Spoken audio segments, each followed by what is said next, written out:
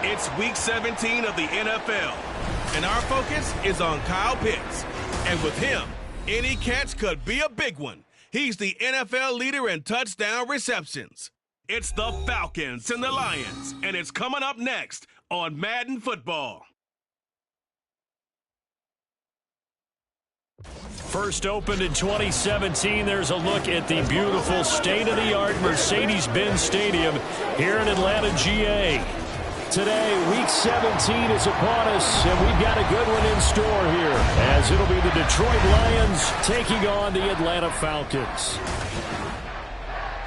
Hello again, everyone. Brandon Gaudin along with Charles Davis. And, Charles, we take a look at this Falcons team as they enter play. They come in at 15-0, one win short of a perfect regular season. And it's something we've only seen a couple of times. Miami in 1972, New England in 2007. We know they're not going to mail it in. They're going to go for it. Meanwhile, for the Lions here, they too were winners last time out, so something's got to give here. And I love it when both teams come in off of wins. Great mindsets, and it usually leads to a really well-played game. 22 men ready to do battle. It's time to dance. And we are underway from Atlanta. And we will not get a run back here to start. It's a touchback, and it will come out to the 25. So here come the Falcons now to get the football for the first time. And they'll be led out by their seventh-year quarterback.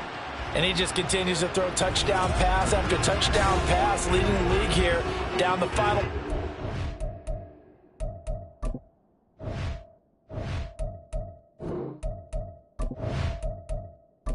Okay, break.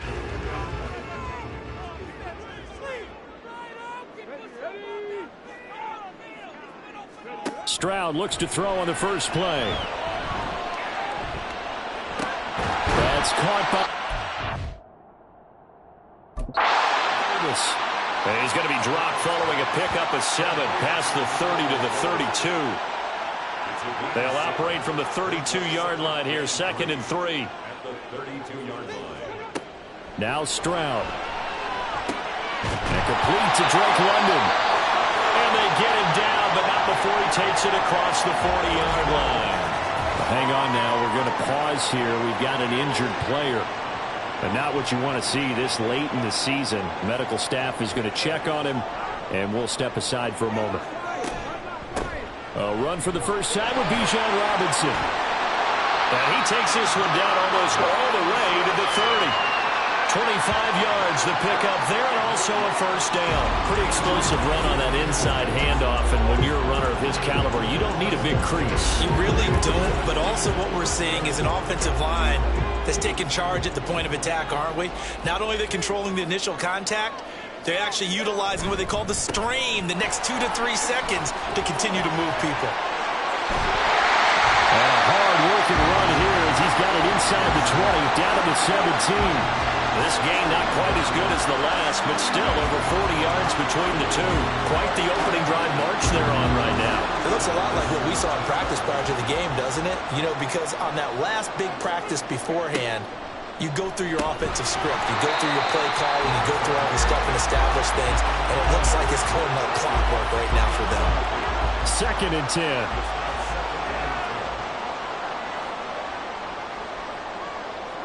Stroud to throw it. Looking end zone, but it's incomplete. It's been a good opening drive offensively thus far, but you know they don't want to waste it and settle for a field goal attempt after that incompletion. So this is a big play coming up here on 3rd down. Now here's Stroud. And this pass broken up. The contact well timed there, and now 4th down. Well, that play there was certainly a scouting report special because coverage was all too aware that this close to the end zone, he's going to become a bigger weapon for that offense. And they were there to help push the incompletion. So the opening drive does yield points, maybe not the 7 they wanted, but they'll take the 3. Accumulating first downs does not go up on the scoreboard, but it does go into the DNA of a team that's trying to establish itself to start a game. That has to feel pretty good for them. They'll take the 3. Yeah, they had 3 first downs and 3 points. And he'll be tackled just shy of the 25. So here are the Lions now coming out for their opening drive. And a look here now at their fourth-year quarterback. I tell you what, when he is on schedule for that week, secondaries take notice because you've got to stay alert back there on every snap. A truly powerful arm, one that's capable of challenging any level of the defense on any given play. That's why so many scouts preach arm time when preparing for the NFL draft. A quarterback with arm strength to make every throw in the book, he's an asset to have in any offense. There are the numbers for Cook from a week ago. 11 carries, 55 yards, and a touchdown. And that's 10 touchdowns on the season for him on the ground. And remember our meeting with the coaching staff, they did share with us that one of their goals for the year was for him to get in the end zone at least 10 times. And that ramps up into their bigger goal to try and get 20 overall as a team. 6 yards the pickup, and that's a first down.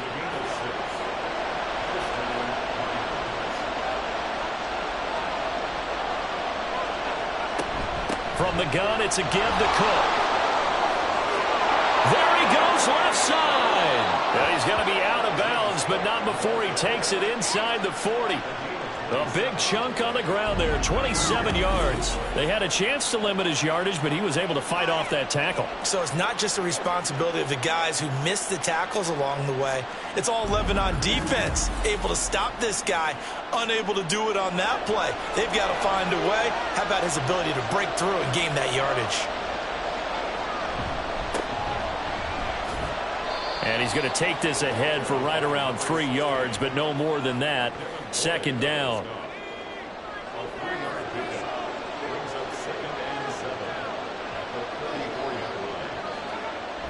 Looking to throw. Hawkins finds Johnston. And they just keep marching right along. First down on a pickup of 8 there.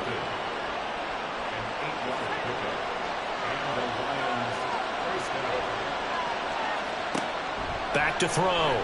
Hawkins. And he will find his man Sutton. That's complete. Touchdown. A great effort there. His third touchdown now on the year. And the Lions have answered that early field goal to take a first quarter lead. When we draw up defenses on the board, we do account for every receiver. But on that particular play, somehow he was wide open, became an easy touchdown pass. Point after here coming up.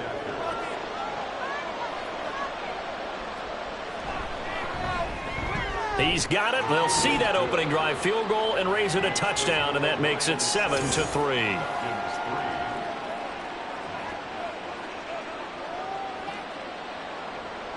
Here are the Lions now as they line up and kick this one away. From a yard or two deep, here comes a return. And the decision to come out of the end zone is going to cost him 5 yards as he's taken down right at the 20. About set to begin their next drive, the Falcons offense at the line. And last time able to get 3. It's not what they wanted. They wanted 6, but they got at least something. They mustered something out of the drive. They'll take it. I like the way you described it. Not ideal, but they'll take it. Anything to put some points on the board. But this time on offense, they don't even want to see the field goal kicker trot on the field. They want that ball in the end zone. Yeah, they'll be going for 6. Stroud now on second down. Short throw caught by Pitts. And Pitts is going to pick up a Falcons first down as the tackle made right at the 30-yard line.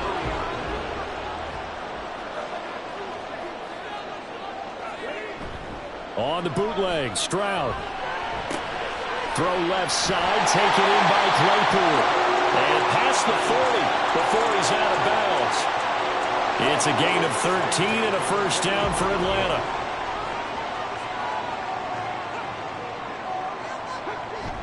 And they'll go play action here with Stroud.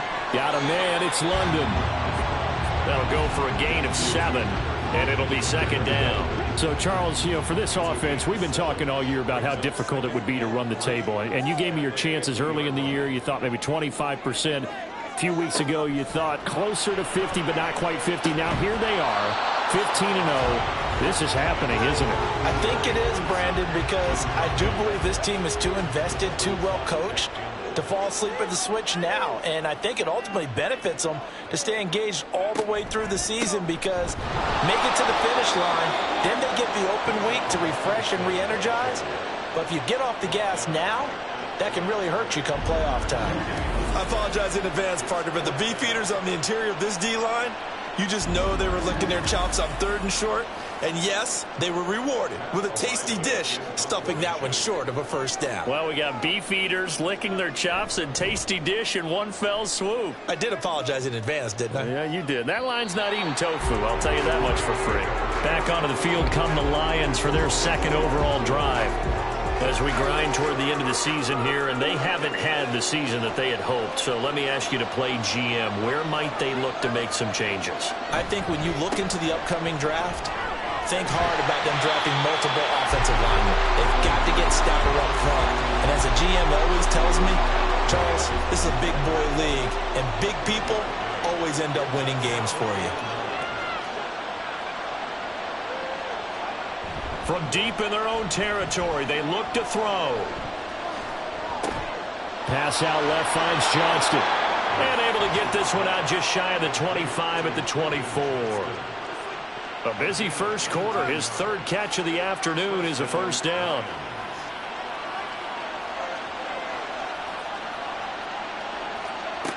Operating from the gun, Hawkins. He'll find Sutton on the right side, complete.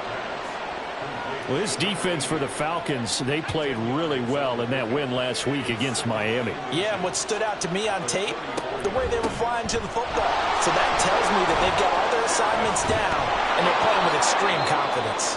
And he's taken down right at the 45-yard line. Now, after all of this, hang on here because he appears to be shaken up. Always unfortunate to see an injury, especially this close to the end of the regular season. We'll step aside. They run again on first down. Cook. Yeah, good work there in open space. And he's got this all the way down now to the 32. 66 yards rushing for him as he's got the afternoon off to a great start. From the 32 now, here's 1st and 10.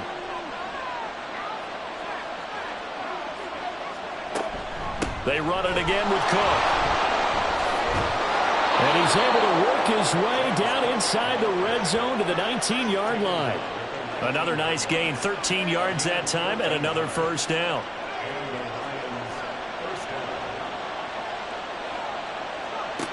Now they'll switch it up here and look to throw. Throwing over the middle, but it's incomplete. Really good coverage all over the field. It took away his intended read and almost dared him to try for his guy out of the backfield. No surprise on that one. It doesn't connect. They'll try the middle with Cook. Oh, fighting off the defender. And he gets it down close to the 10-yard line.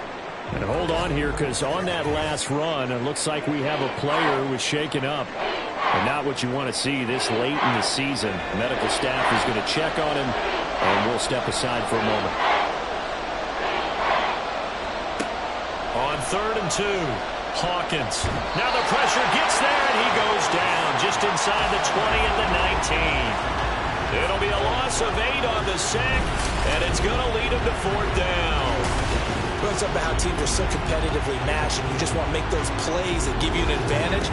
How about right here? The difference between letting him score a touchdown versus holding him to a field goal, that's absolutely huge with the play he just made. You know, he hated taking the loss there on 3rd down. And his kick is right there. It's good. And they push the lead up to a touchdown now at 10-3. So a nice kick there as they are able to add on to their lead. And that's exactly what you're looking to do. Maneuver yourself into range. That way, if your drive stalls out, you're able to get something out of it. And they do so right there. No run back here, down to a knee. And this drive will start at the 25. Now the Falcons offense, they get ready to head back out here. Defense got the better of them last series, forcing a punt. See if they make a few changes in the game plan here and try to get points out of this drive. 1st and 10. And they'll get him down after a pickup of 8. 2nd and 2. The success there, Charles, coming on the outside of the field, the ground game. Curious to see if that continues as we progress. Yeah, we often talk about a variety in play calling and usually between run and pass. But in this case, with strictly the run game, you can be creative there as well. Run it inside, run it outside, keep the defense off balance.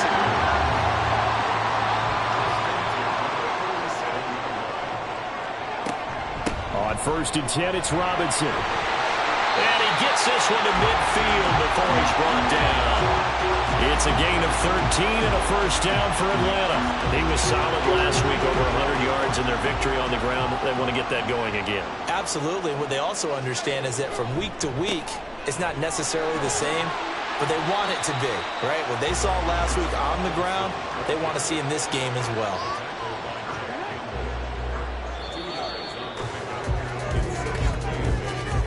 10-3 our score after one here on EA Sports.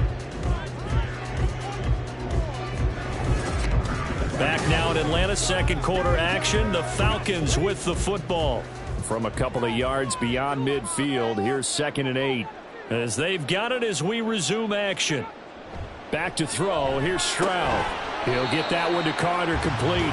And they'll get this just to the 47. 1-yard gain. Here comes 3rd down at 7. Stroud looking to throw. On the slant, he's got Davis. And I don't think he got there, no. He's short by maybe a foot, maybe. Call it 4th and inches. So now on comes the field goal unit, and wow, this is no ordinary try here. So this will be spotted on the midfield logo. It's a 58-yard attempt. So they're able to end that drive with 3 points in this one-possession ball game. And ideally, you want to end every drive with points. Most quarterbacks would tell you, let's end it with a kick, right? A PAT, that's number 1. Field goal, you'll take. Punts, you really don't want to do that. In this case, they'll take the field goal and get prepared for the rest of the game. And in hindsight, probably should have taken a knee as he only gets this out to the 16-yard line. James Cook running back out now. He's been good. His guys are winning. So far, the recipe working here in the second quarter. And he doesn't like to just tote the rock. He wants to carry his team on his back, and that's what he's done throughout this game. Yeah, he's done that. He'll be hoping to continue that trend. And he'll take this up only to about his 18-yard line. 2nd down and 8. Looking to throw. Hawkins. That's to Cook out of the backfield. And able to get this across the 20 before going out of bounds. They'll give him 4 yards there. And all of a sudden here, it's 3rd down.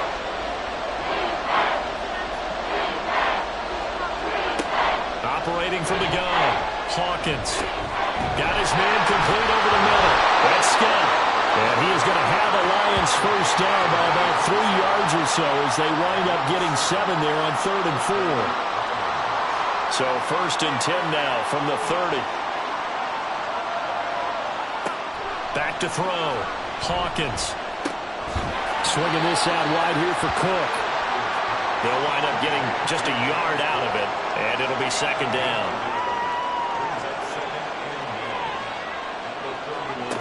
Again, he'll drop to throw.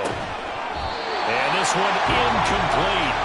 Too much contact to hold on to that one, and it's 3rd down.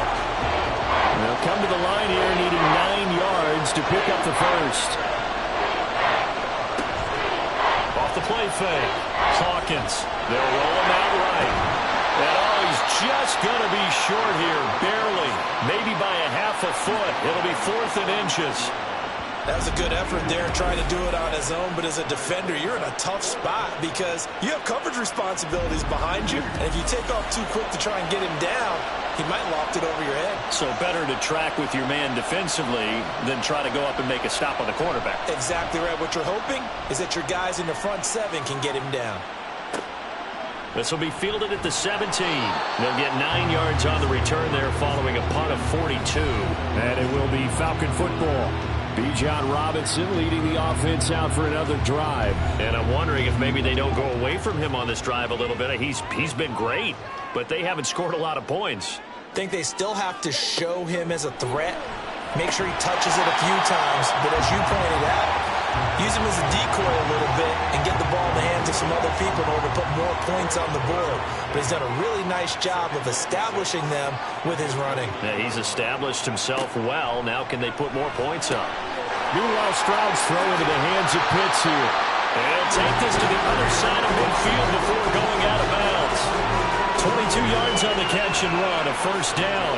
But when you hit him on the move like that, and he's able to get into open field with a full head of steam, oh boy, it's going to be tough to get him down. Yeah, there was a big window. They're lucky they did get him down. So the ball moves into Lion territory now. Here's 1st and 10 at the 49-yard line. Robinson up the middle. And he can only manage to get a couple. 2nd and 8 coming up. They suspected that it was a power play up the middle coming at them, and boy, were they right. That defense got downhill in a hurry and limited them to just a couple on 1st down. He'll get about 4 here, down to the 43-yard line. But if you're a football guy, that's a pretty run because everyone is in sync right there. Obviously, the guy carrying the ball, but how about the people up front? Leverage, athleticism, they created some nice space for him. Work in the middle of the field, and he's got a man complete. And it's going to be another 1st down as they'll get him to the ground at the Lions' 28. It's a pickup of 15 and a fresh set of downs.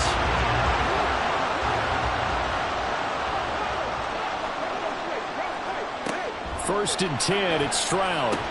Throws right back to London, complete again. And outbounds right around the 20. They'll wind up getting 7 on the play, and that'll bring up 2nd down. A 7-yard pickup brings up 2nd and 3. Throwing now is Stroud. And he just chucked that one out of bounds, out of everyone's reach. Maybe a wise call not to take a sack in this part of the field. It brings up 3rd down. A 3rd field goal of the 1st half, not what they're looking for as they come up on 3rd down. Robinson will try to pick it up. And he appears to be about 2 feet short on 3rd and 3. Leaves him with a 4th and 1. Well done to sniff that out defensively. He had it diagnosed pretty quickly. I love that description because diagnosed is perfect on that one. Read his keys, made the play, and he couldn't even get going moving the football. And no field goal try here from the red zone offense out there. They'll go for it on 4th. And they'll find the open man. It's complete. And he'll be taken down, but he does have 1st down yardage.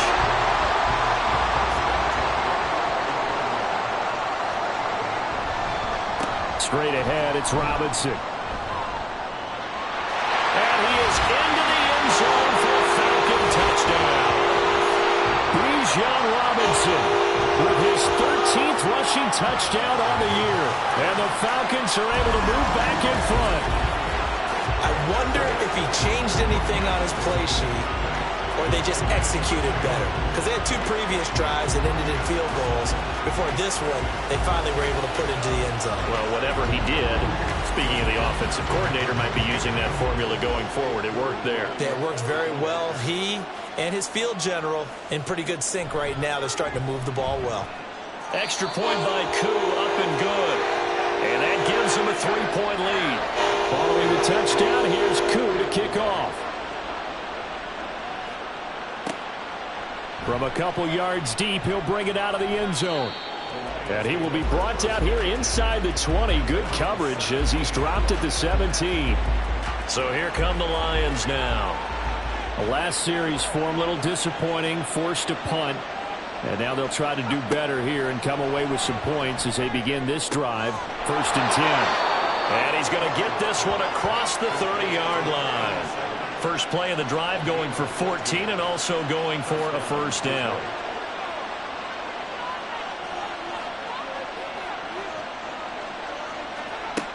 Operating from the gun, Hawkins. And that is incomplete. Oh, the coverage a little too good there, and it's 2nd down.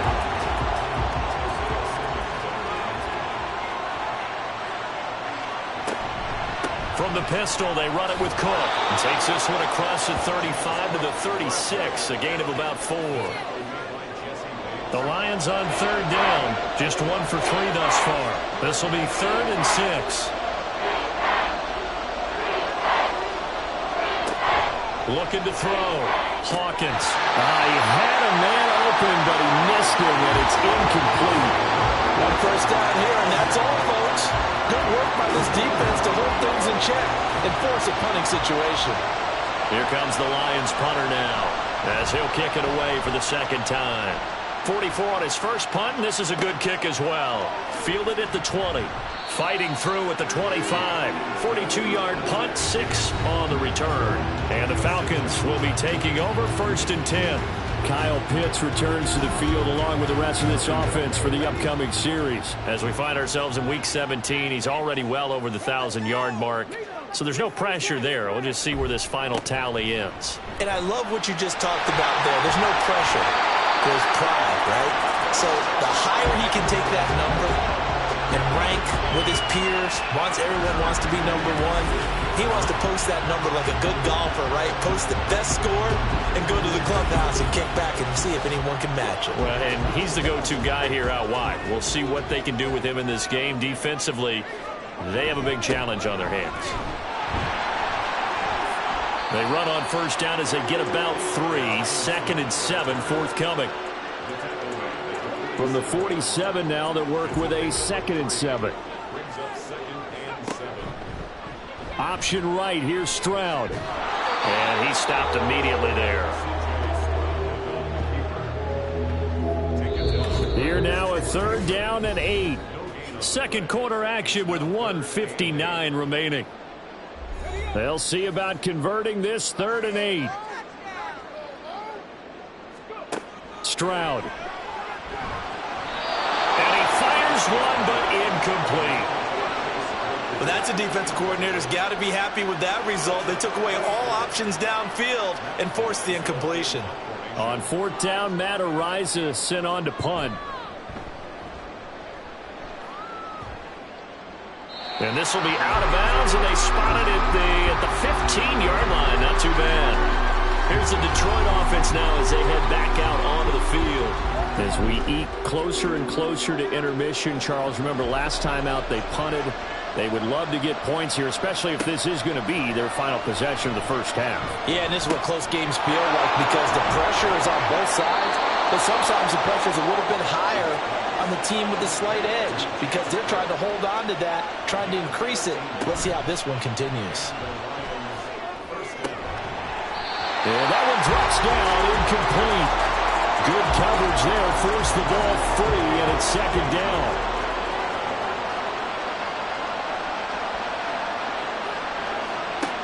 To throw again, Hawkins. Pressure brought in, and the Falcons get there for the sack. And now after that sack, we'll pause here a moment because someone was shaken up on that play. Always unfortunate to see an injury, especially this close to the end of the regular season. We'll step aside. 3rd down, here's a run by Cook. And he'll be brought down at the 28, and that is well short of first. Now the Falcons going to use one of their timeouts as they'll head to the sideline and talk over what to do next. Bijan Robinson and the Falcons back onto the field. He's already cruised past the 100-yard mark. We haven't even gone away for halftime yet. He might not want halftime. All right, why cool off? Keep everybody here. Let's stay out on the field and keep going. But all that being said, everything is really working well for them. The play calling's been excellent. The blocking's been terrific. And obviously his vision and legs have hurdled him to this big number so far. We could be seeing something really special here. And we'll see how much they give him the ball here. Another throw on 2nd down, and this one incomplete as well. Feels like they're getting caught in between here because they did incompletions on 1st and 2nd down. Now you got to worry a little bit about the clock because you prefer not to give them another shot here in the first half. If you don't pick up the first down, guess what? You're likely going to have to. The Lions now going to use the 2nd of their timeouts as the stoppage will come with a little under a minute to go in this first half. James Cook running back out now. And Charles, you can't really fault him. He's over 100 yards already. He's not the reason they're losing. And that is really unusual because ordinarily when you set the tone this way and have run it this effectively, usually your team's in control. So it's a very strange situation. And you're right, you can't fault him. He's done a great job for his team thus far. I'm guessing he's saying, feed me on the sidelines. Now will they continue to do it? He gets it to Johnston. And he's brought down. And the Lions quickly now going to use the last of their timeouts as they get it right at the 32nd mark of this first half. Back-to-back good plays have them on the move on first down. They'll drop to throw. And he's going to go down. They sack him back at the 42. They'll throw now on the final play. Oh, he tries to force it in, and it's intercepted. Now inside the 25. And he takes this one back into the end zone, and the Falcon defense has a touchdown. And on that one, with 6 defensive backs, did he need to be more careful throwing the football? I mean, I guess obviously in hindsight he did, but... Yeah, hindsight, but even in foresight, when you get 6 defensive backs on the field, you just know you're going to get multiple coverages. You're never sure what you're going to see. But the biggest one is you don't have much reaction time for your receivers to go get the football because those guys, they're the best cover guys on the field. They go get it. And on that play, they took it the other way for 6 points. Koo able to connect on the extra point, and that will take us to the end of the first half of play. So we've come upon halftime here in Week 17. As we'll send you down to Orlando, and we check in with Jonathan Coachman for our EA Sports Halftime Report. Coach.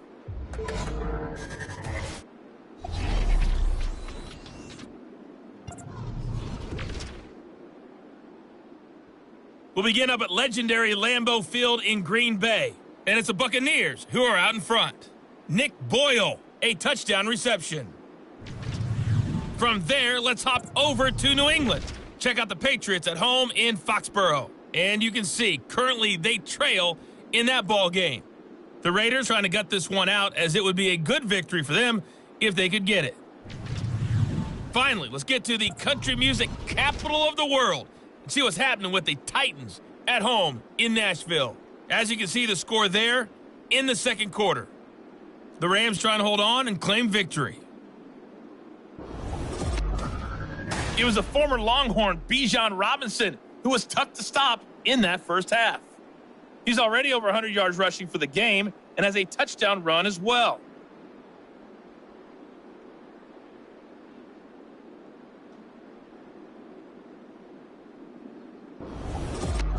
All right, Coach, thank you, and we welcome everyone back for quarter number 3. There'll be Lions football to start the second half, and they trail here as we get back underway on EA Sports. And here comes a return from just beyond the goal line. And only able to get this to the 19, so probably should have opted for the touchback. And the Lions getting set to go on offense to start the third. And Charles, some things to like about that first half, ultimately trailing here, but certainly this deficit is manageable. So curious to see what adjustments they may have made at intermission. As am I, because I think things bode well for a possible comeback because I thought a lot of their best reps in the first half came through the passing game. They were hitting the open receivers, taking whatever the coverage gave them and making it work well for themselves. Now, they just want to pick up the pace of scoring a little bit. So I expect them to come out and continue to throw the ball effectively. Offensive line wasn't set. There's the flag, and 5 yards back they go. Quarterback has to look around and make sure that his team is ready to go. Sometimes the quarterbacks go faster than is necessary. And that false start penalty certainly not helping their cause here. Second down and long. He'll look to throw. Into double coverage, and it's intercepted. It's Devin Lloyd with a pick, and fantastic field position has them just outside the 10 at the 11-yard line in the red zone. Now we're 1st and 10 at the 11.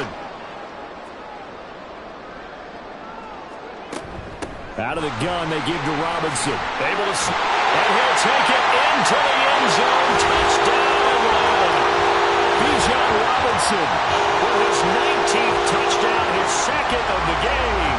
And the Falcons are able to strike quickly to add on to their lead. Always important to get the first score of the second half. Now you start to pull away a little bit and get some breathing room going. And now we find out about the fortitude of the group that's behind because they were counting on getting into the game a little bit more, right? Maybe they get the first score. That doesn't happen. It looks almost insurmountable, but it's not. Let's see how hard they play the rest of the game. Extra point by Koo, up and good. And that'll make this a 3-score game now. The lead moves to 17. Taken at the goal line. And he'll be brought down shy of the 20, so the decision to bring it out of the end zone, not a good one. Things, unfortunately, continuing to implode here. The interception he threw on the previous drive, of course, led to the touchdown. And that deficit widening a little bit further. 1st and 10. They'll try and start this drive in the air. Quick throw that's complete on the inside slant. And he almost gets this to the 30, taken down about a yard shy. First down, Detroit. A 10th carry in the game for Cook. And he is going to be stopped cold behind the line of scrimmage. Call it a full 3 yards in the wrong direction there. Brings up 2nd down.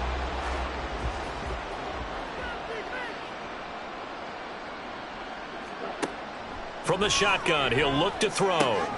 Looking left side, and he's got a man. That's Johnston. And he'll be taken down, but not before they work it across midfield.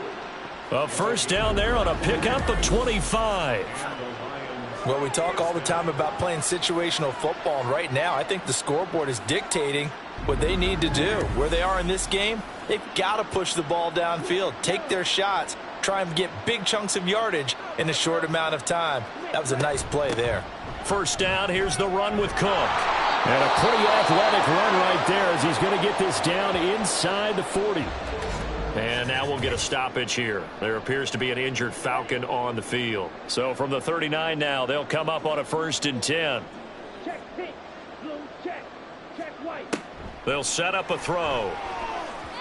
Now a quick throw there, but it's going to be incomplete.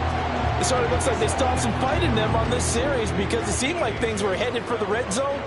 But if this defense gets 2 more stops, they can keep them out of that area. And the Falcons get there. The Falcons get the sack. Down he goes.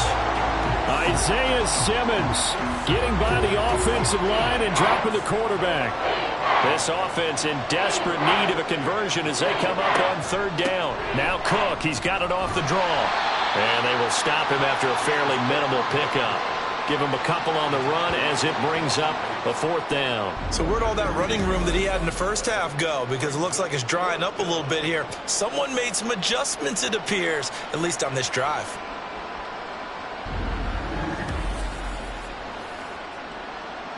Here comes the Lions punter now, as he'll punt it away for the 4th time today. And no return here. Where will they spot it?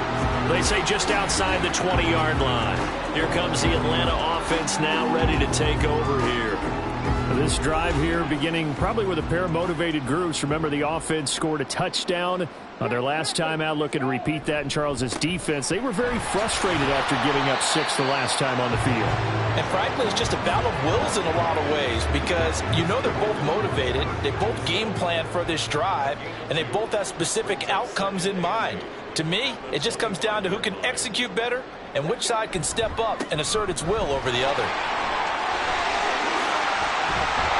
And he'll be taken down, but not before they work it across midfield. 156 yards rushing for him in this one, and he is drawing ever closer to a 2,000-yard season. So the ball moves into Lion territory now. Here's 1st and 10 at the 47. He finds his man, complete. It's Carter. Short completion, just 4 yards, and it's 2nd down.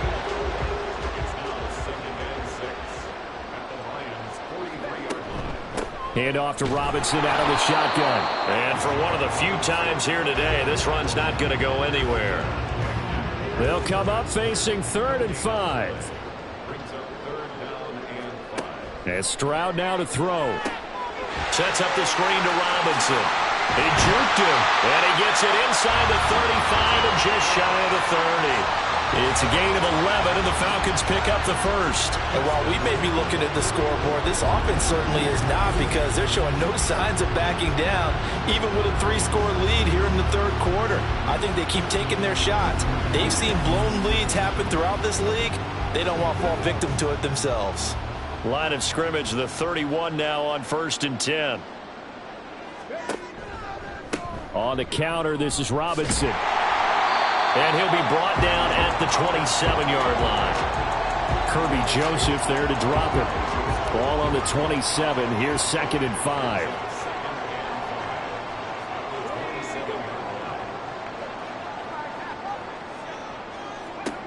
Here's Stroud. Touchdown, Falcons! Drake London halfway to 100 now with career touchdown number 50. And the Falcons are able to extend their lead. So another touchdown there, and even though we're still just here in the third quarter, kind of hard now to see them giving up this lead. And this is just an offense that's imposing its will right now. You name it, they're able to do it. If you're the play caller, whatever you want to select is there. You want to run it, you want to throw it, pick a play, any play. They're rocking and rolling right now.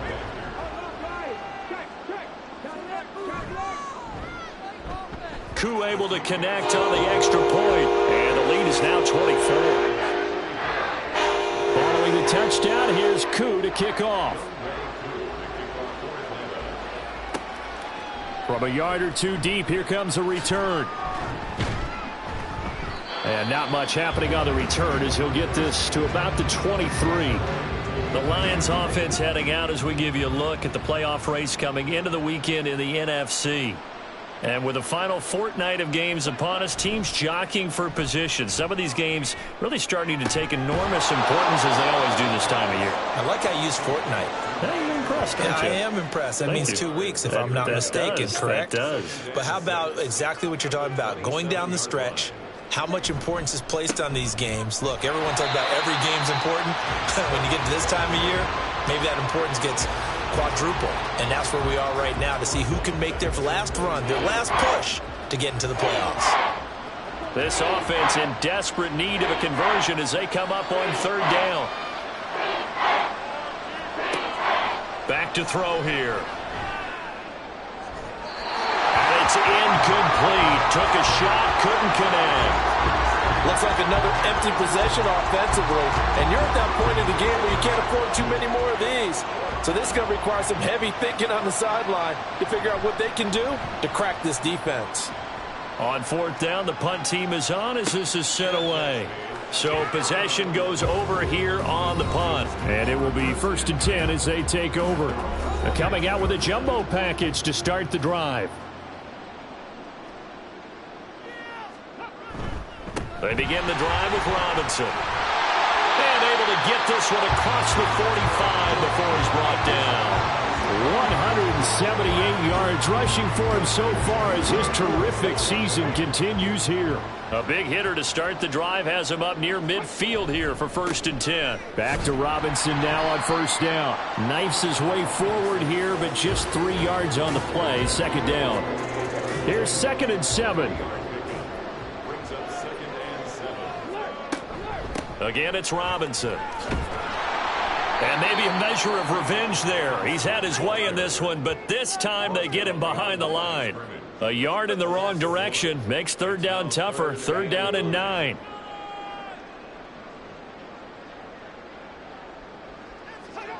Stroud to throw it. Oh, what a read on the outside as it's intercepted. Picked off by L'Jarius Sneed. And the Lions are going to have it here just past the 25. Well, still down quite a bit here, several scores. But, yeah, at least that's a start, Charles, getting the interception here. And, look, we're still in the 3rd quarter, so this thing not done yet. You're right about that, Brandon. This defense, they haven't quit on this game. They stayed with it and got an interception and handed the ball back to their offense. And what you wonder about is the team that just threw that interception, they've got to be careful about developing a sense of complacency and thinking this game is over.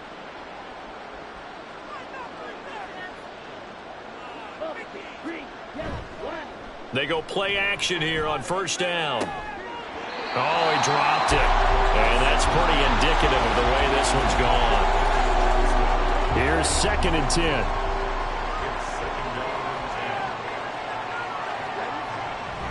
Now back to throw. Pressure brought in, and the Falcons get there for the sack. Drop for a loss of 7, but more multiple defenders. I think you saw the same thing that I did there, partner. Remember, he's their backup quarterback, so the last thing they need is to lose another one right here on the sack. Looks like he's going to be okay, though. Yeah, he looked like he was favoring something in the left leg. Appears to be fine. And he's free going down the left side. It's a foot race. And he's going to be ridden out of bounds down inside the 25. A big play there for Detroit. And even 60 yards. So barely time to catch our breath. Here's 1st and 10 just outside the red zone. Throw left side complete. That's Johnston. And he'll be out of bounds about a half to a full yard shy of the 5. 2 big plays in succession. Not sure this D knows what hit him, but now they got to get ready. It's 1st and goal. Now here's a look for the end zone, but that one's going to wind up incomplete. I think he's got to be careful not to force anything into coverage right there. There weren't really any throwing lanes, but the best part for him, he's got 2nd and 3rd down to fall back on. They'll stick with the passing game as he looks to throw. And he drops it incomplete. And their struggles continue here. Gotta figure this is one they need here on 3rd and goal. They'll look to throw again.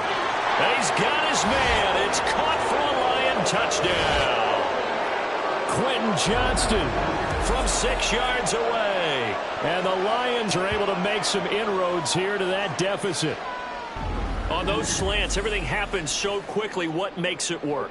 The timing between the passer and the receiver. In this case, a slant route ordinarily is probably about 3 steps before you go on the slant. In this amount of time, I think it was a 2-step deal. Boom, put his foot in the ground and got inside for the pass. Got inside for the pass, got inside for the catch and the score. Well, it's still an uphill battle from here, that's for sure, but that makes it a 2-score game. And now we see why teams practice so much on the 2-point conversion, why you have more than one play ready, because you may need multiples to throw out a ball game. There's a great example right there.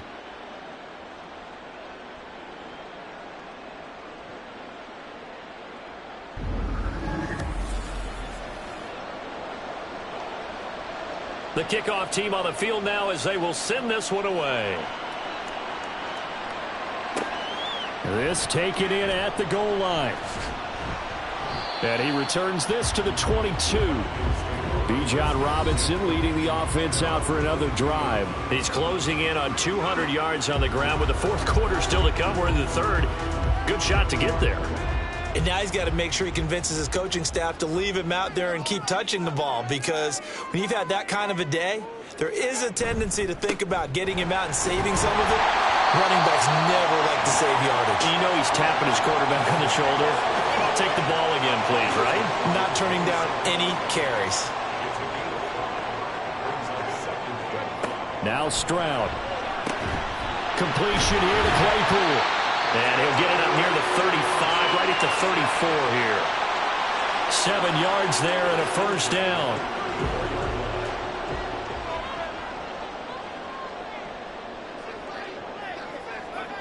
Back to throw. Here's Stroud. It's caught by Davis. And he'll go down, and that will do it for the 3rd quarter of action. 3 quarters in the books. You're watching the NFL on EA Sports. Back now in Atlanta. It's the Falcons. They've got the football. They've got the lead as we get set to start the 4th.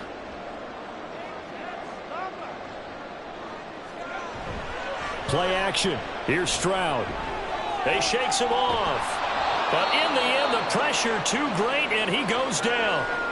And now we'll get a stoppage here. There appears to be an injured Falcon on the field. But not what you want to see this late in the season. Medical staff is going to check on him, and we'll step aside for a moment. Now on 3rd and long, they'll look to throw. Here's a screen for Robinson. Nifty move.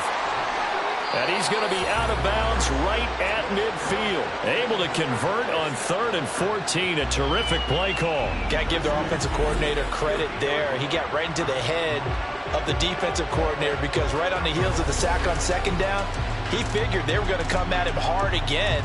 And so he went ahead and hit a brilliant call. Screen pass works well enough. They're able to pick up a 1st down. That's one way to keep that defense at bay. On the give, here's Robinson. And a pretty athletic run right there as he's going to get this down inside the 40. Boy, 196 yards rushing for him now as he has been tremendous all day long. So from the 39 now, they'll come up on a 1st and 10. Stroud looking to throw. And it's incomplete. Boy, he doesn't drop many like that one. 2nd down. Now a 2nd and 10. Throwing again. Stroud. That's out wide here for Robinson. And they will only muster a yard here to the 38.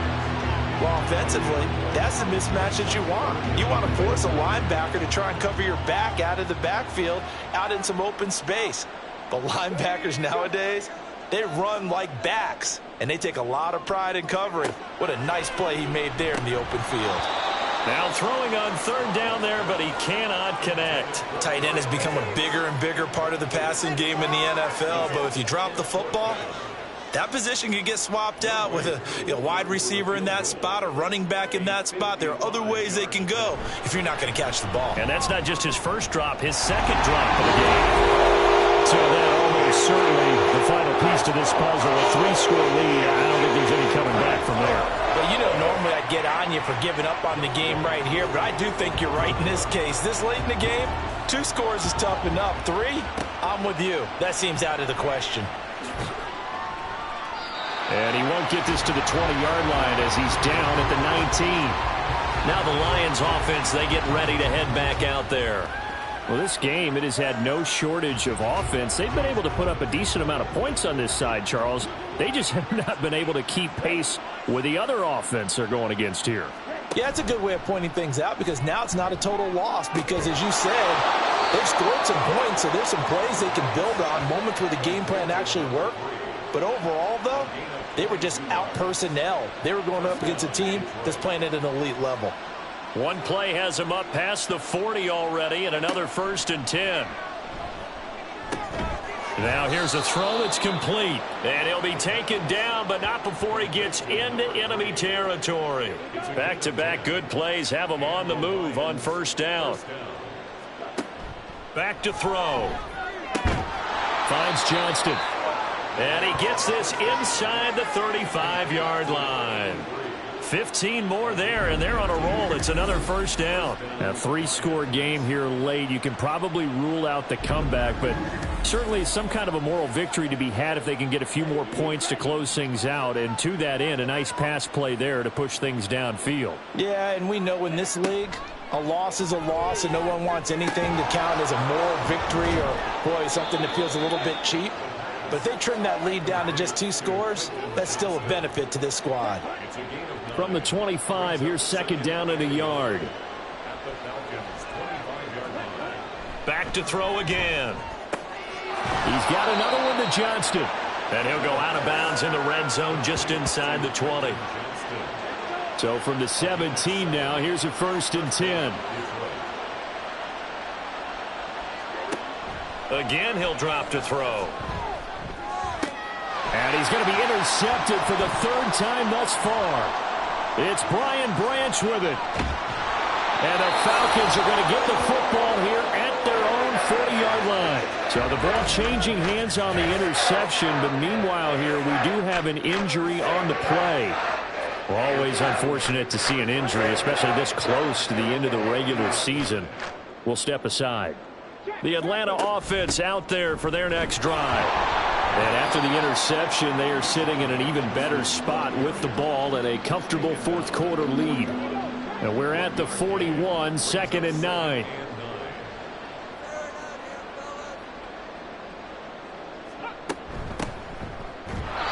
And he is met in his tracks behind the line of scrimmage. They wind up losing a couple there, so they go behind the original line of scrimmage, and now 3rd and 11 coming up.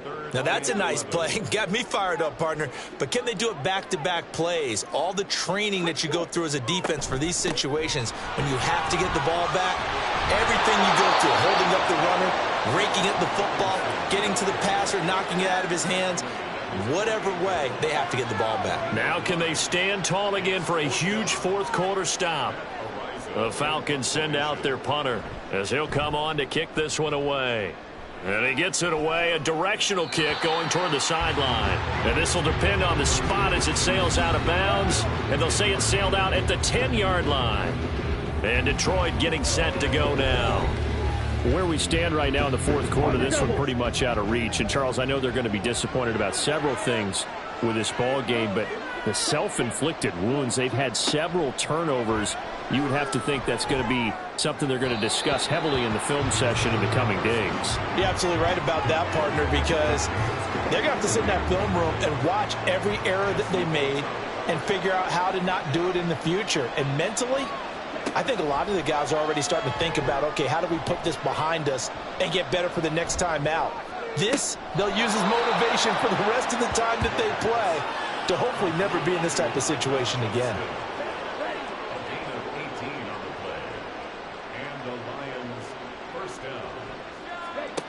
On first down, he'll drop to throw. Swinging this out wide here for Cook. And only able to get 2 here. Stopped at the 30. You got the big lead defensively. Willing to give them that underneath stuff, right? And this is why you work on your tackling. Tackle them after the catch, inbounds, keep the clock running. Just go ahead and bleed the game out that way. Now, meanwhile, here's a second down throw that's knocked away and incomplete.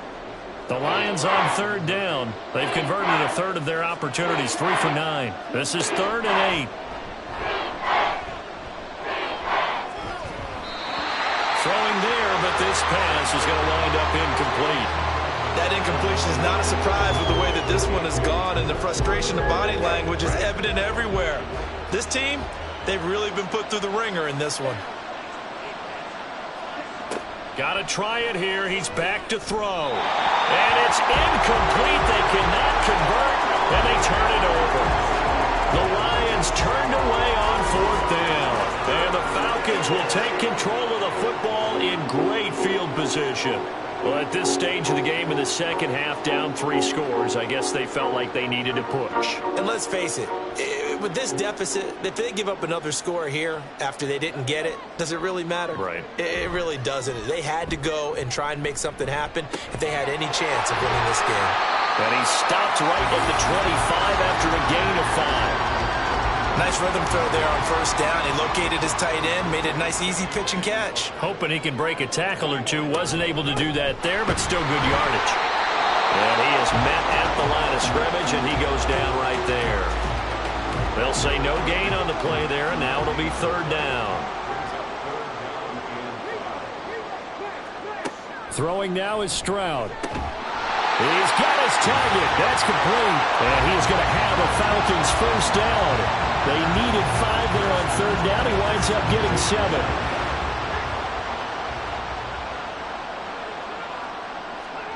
Here's Stroud. And this is caught for a Falcon touchdown. Chase Claypool with touchdown number 20 on the year. And the Falcons are closing in on that 16-0 record as they add on to their lead.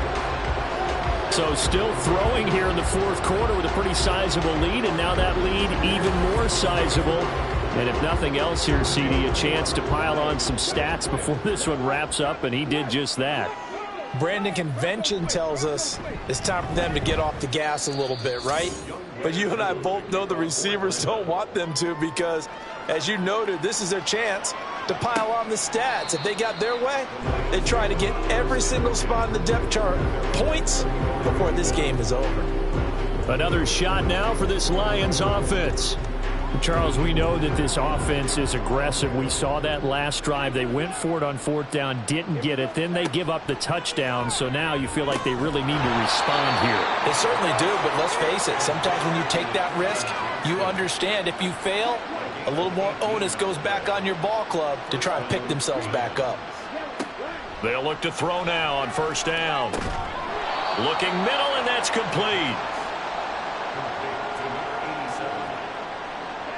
From the 48-yard line, here's 2nd down and 5. He'll drop to throw. On the out route, he finds Johnston. And that's going to be good for another first down as the tackle's made at the Falcons' 31-yard line. Just 2 minutes remaining here in the fourth quarter of what has been a one-sided affair. That one a gain of 20 and a first down. They'll drop to throw. Firing quickly here, and that's complete. The completion, but they go in the wrong direction. A loss of yards, and now they're dealing with a second and long. They're going to look to throw. And this one almost intercepted. Far too loose with the football. Nearly a fourth pick of the ball game. An incomplete pass on that last play, and that means they'll need to come up with something here on third down. Right side, he has Johnston. And he'll be out of bounds just inside the 25-yard line. So the completion results there in 9 yards. And that's going to make it fourth down. They'll try and run for it. And he will have the first before he's brought down right on the chalk of the 20. No reason not to try it there, and they do indeed convert on fourth. Now on first down, he'll drop to throw it. Oh, there's that man again. It's complete. And the Lions are going to have a first and goal as he's taken down at about the 8-yard line. They'll look to throw. Got his tight end. That's complete. It's Johnston. And from the 9, they get this to the 5-yard line. And the ball smack dab on the 5-yard line. Here's second and goal. He'll look to throw. Throws out wide, and Johnston reels it in. Only able to pick up 2, and that leads us to third and goal.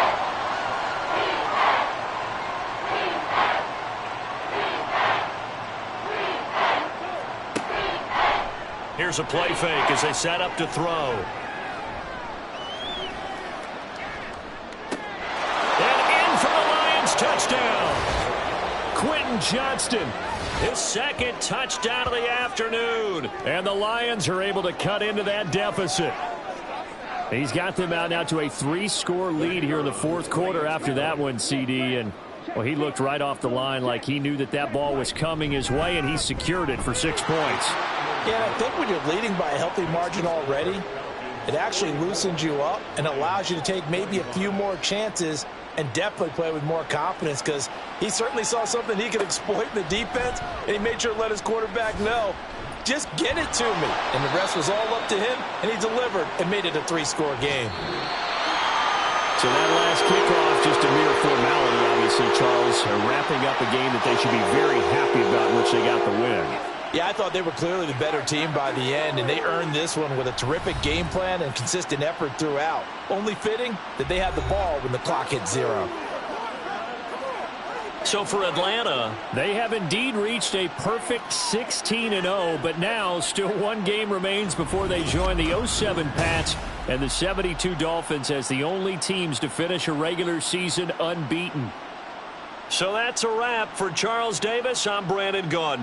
And this has been a presentation of the NFL on EA Sports. For more, check us out at easports.com. It's a win for the Falcons here as we say so long from Atlanta.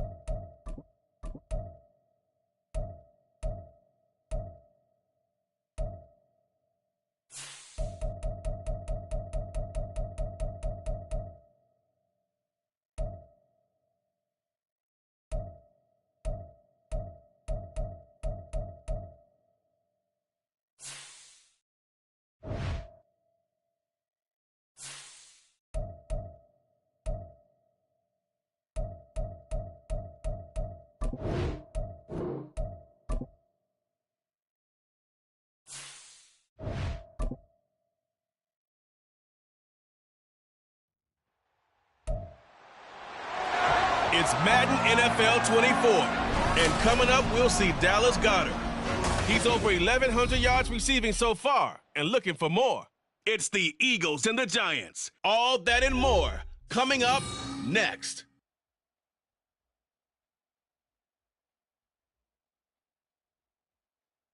It's the NFL on EA Sports as you take a look there at Lincoln Financial Field in Philadelphia, PA. Today, Week 17 is upon us, and we've got a good one in store here, as it'll be the New York Giants taking on the Philadelphia Eagles. With Charles Davis, as always, I'm Brandon Gaudin. Charles, you talk about storylines in this one. I think it begins and ends with our two quarterbacks, certainly two of the best in the business. And nowadays, I don't think you can get by for long periods of time without a top-flight quarterback. The way the game is played, with all the responsibility he has and how the game flows through him, if he's not on the top of his game, your team's not going to benefit at all.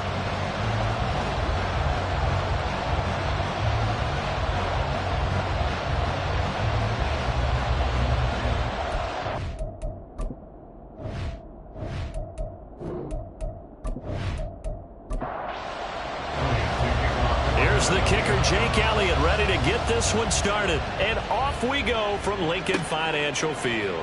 Here's Robinson. And he will make it to the 20-yard line and no further. So here are the Giants ready to start their initial drive of the game. Leading this unit will be the big arm man out of Texas Tech. 10th pick in the 2017 draft, Patrick Mahomes. And there was a positive in last week's loss. No interceptions thrown by him. But he only threw one touchdown pass, and you know he wants that to improve. He might even consider that as part of the reason that they couldn't take the win last time out. I believe some version of him this week whenever they're nearing the end zone. The numbers for him from a week ago, 22 carries, 87 yards, and a touchdown. And I'm eager to see how they deploy him in this game. Last week, a heavy workload.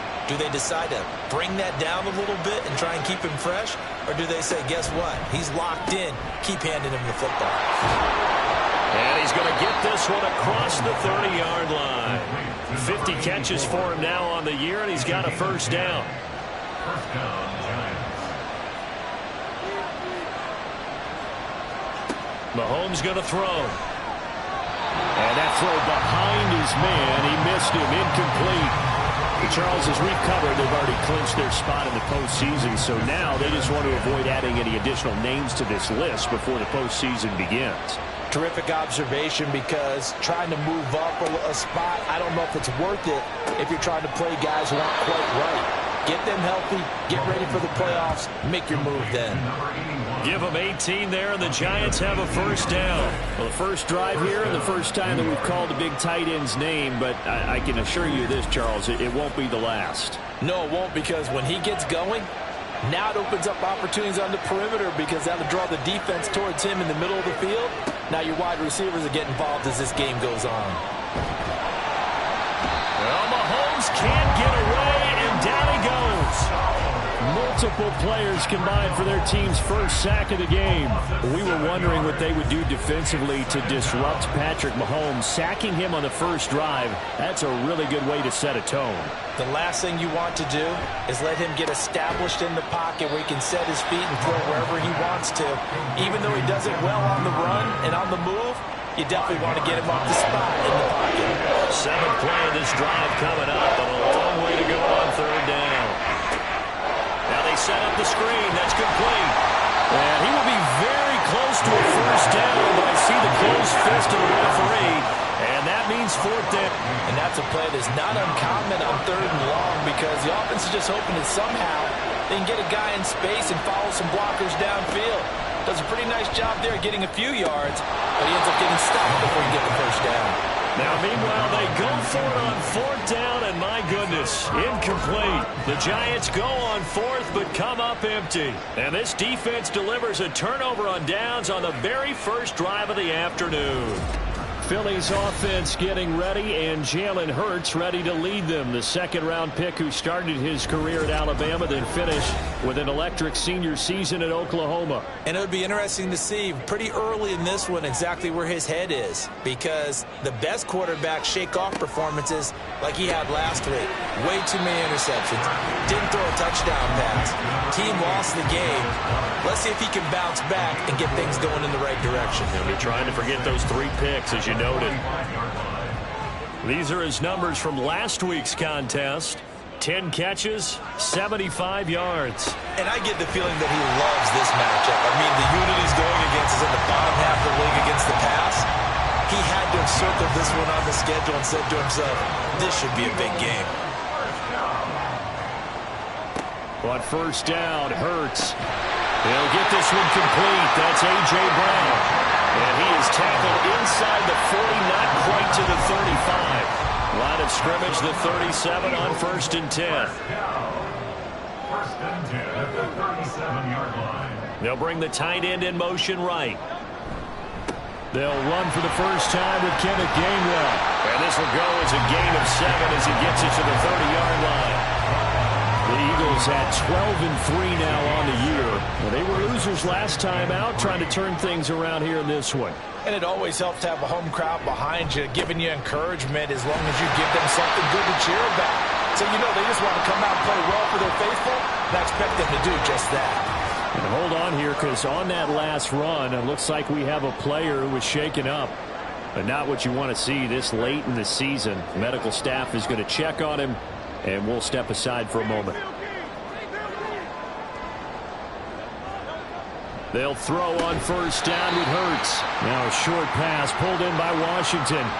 Now we'll get a stoppage here as it appears we've got an Eagle slow to get up. Always unfortunate to see an injury, especially this close to the end of the regular season. We'll step aside.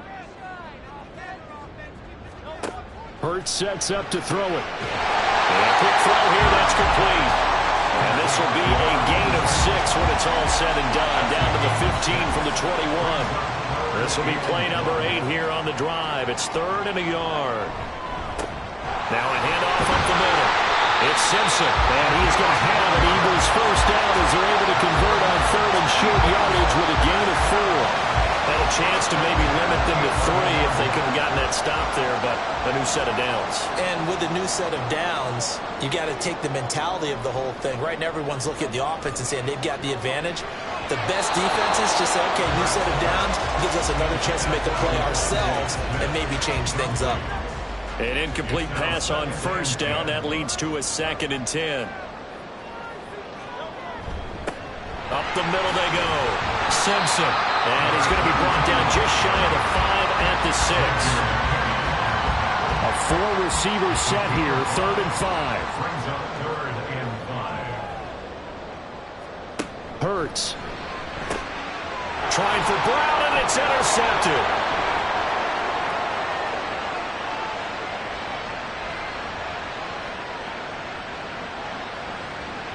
And he will bring it back. It's a pick 6 and a Giants touchdown.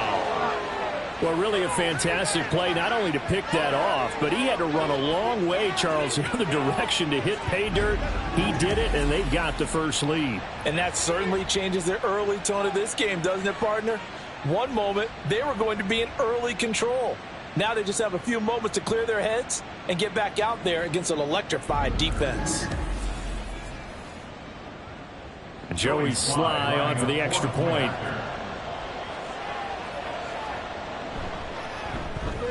It's up, it's good, and the Giants have a 7-0 lead. Makes the score Giants. A heck of a play there defensively, getting the interception, navigating his way into the end zone for the touchdown. So they throw the pick 6. They'll get another shot at it now as this one's in the air. And he'll just take a seat, and the drive will begin at the 25-yard line.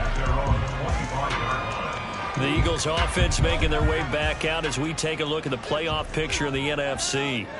And the division title, that's out of reach. We know that. This is as good a spot, Charles, as they're going to get. That first wild card and the number 5 overall seed. Partner's not out of the question, especially with the 7 seeds that they have now in the playoffs. If you do win and the other wild card teams win in the first round, you could find yourself with a home game in the divisional round. Now, we know that's not likely, but it's not out of the question. Bottom line, you have to win to put yourself in that position. Hurts throw hauled in by Washington. And they'll work this down to the 40-yard line. Tackled there. Back-to-back good plays have them on the move on first down. Good for an Eagles. First and 10 at the 40-yard line. Hurts with a quick throw, complete. And that's good for a gain of 6, and that's going to bring up second down. Zero hesitation that time. That was get ball, throw ball. Yeah, turn into a smoke route. If you see the coverage off the receiver, doesn't matter whether you call it a run or not. Just take the ball, get it out to him. A second down pass play there, but it's incomplete. I think that's how this defense is going to need to play these tight ends. Again, get right up on them and stay physical. And that paid off on that play, helping force that incompletion. Here's Hurts to throw. And that is incomplete.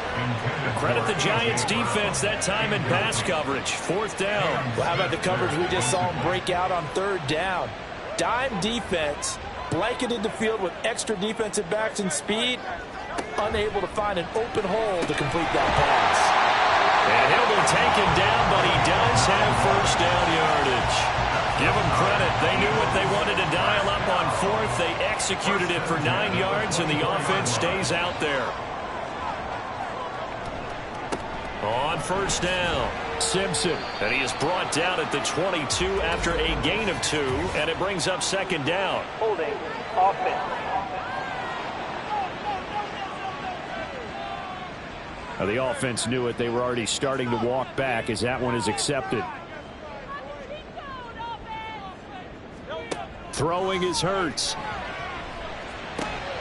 To the right side, incomplete to Washington. And now following the completion, we're going to get a stoppage here for an injury. But not what you want to see this late in the season. Medical staff is going to check on him, and we'll step aside for a moment.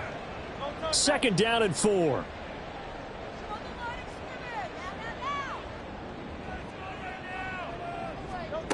Throwing from the gun, it's Hurts.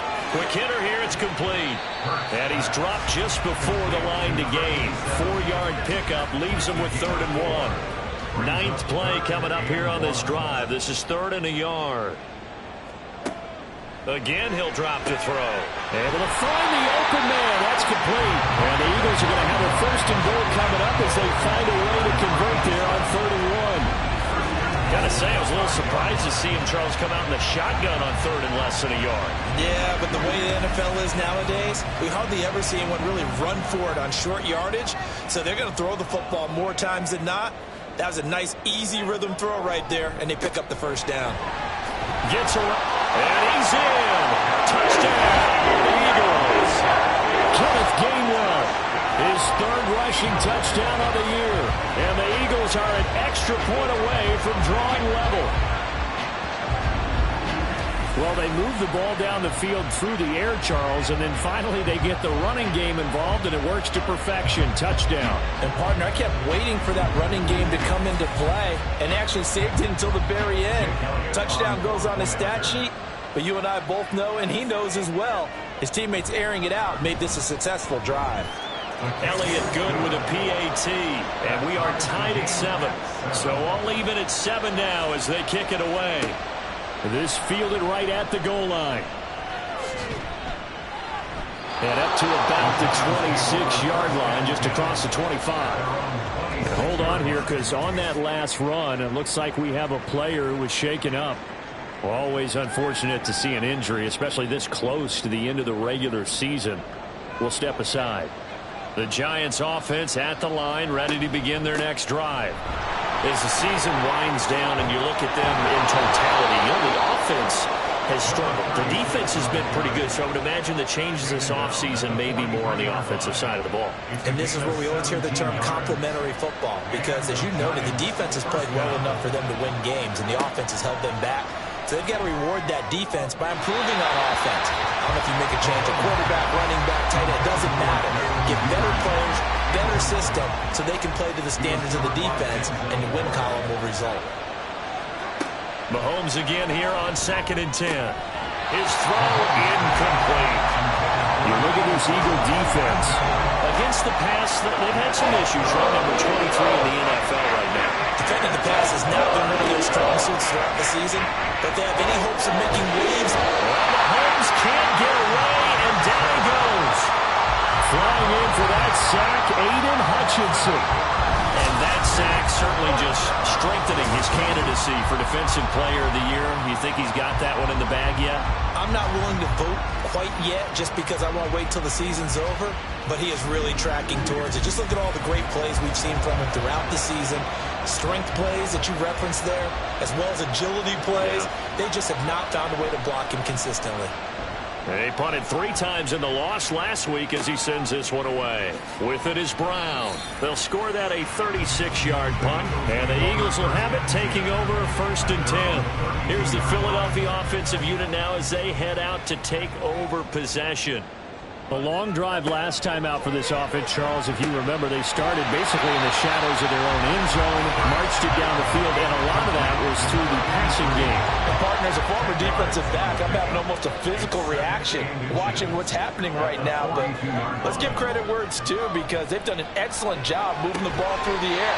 Secondary getting picked apart pass by pass. Obviously, they need to make some adjustments there at the back end. And because offensively, we know that they're not going to be shy about throwing that football. Now 2nd quarter action from Philadelphia, and it's the Eagles in possession. So they go from 142-yard line to the other as they come up now 1st and 10. Now back to throw. It's a short one here, complete to his tight end. It'll be a gain of 5, and it's 2nd down. Brings up 2nd and 5 at the 37-yard line.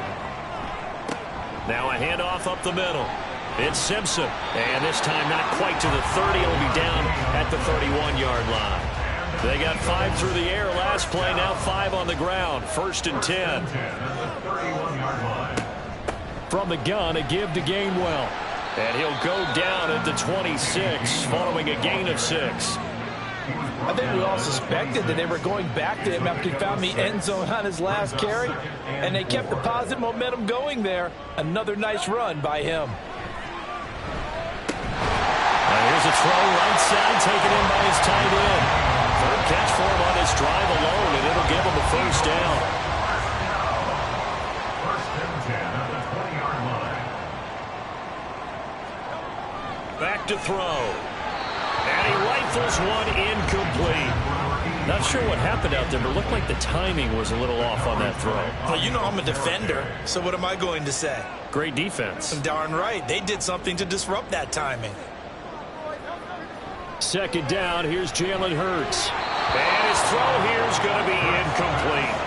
They haven't been able to stop them so far this series, but getting a nice little stand from their defense now. This offense was on the move. Now 2 straight incompletions have them looking at 3rd and 10. And that is incomplete, but a penalty flag coming in. This could be a 1st down. Defense.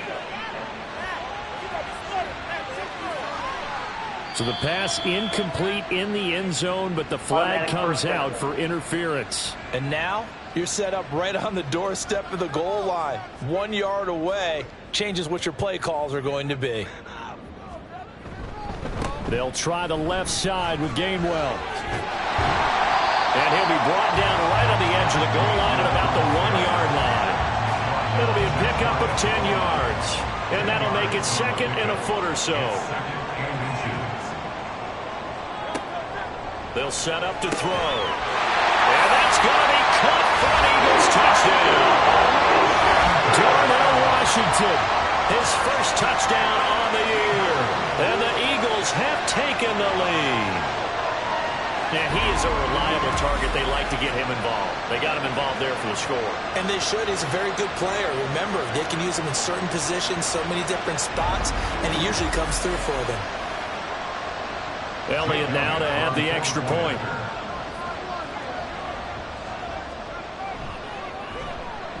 And he's got it. It's now a 14-7 ball game.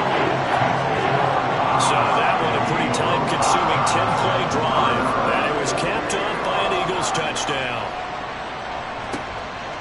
And he He won't return this one. He'll go down to a knee, and they'll start at the 25. The New York set to take the field. They trail a one-score deficit, 14-7, as they come up 1st and 10.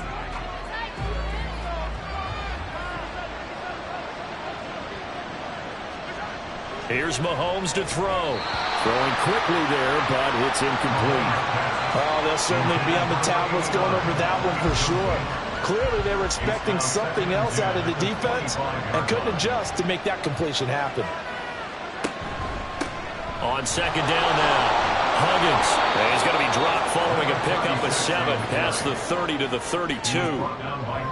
That was a really nice run there to bring it 3rd and short. After the incompletion on 1st down, it's awfully nice to have a running back that you can hand it to and put you back in a good situation. And he will have a Giants 1st down by a couple of yards as they're able to convert here on 3rd and 3.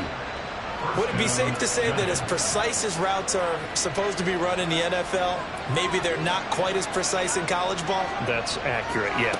And I think we saw a college route in the NFL there. Just find the soft spot, find the dead zone, and find the 1st down. And that's what he just did. First down, New York. From midfield, here's Mahomes. And his throw's going to be incomplete. This could be the start of a nice stand from this defense now after getting walked backwards on this drive. Come through with another one here, and you have them staring at a 3rd and long, and that puts the defense in a position to dictate to the offense.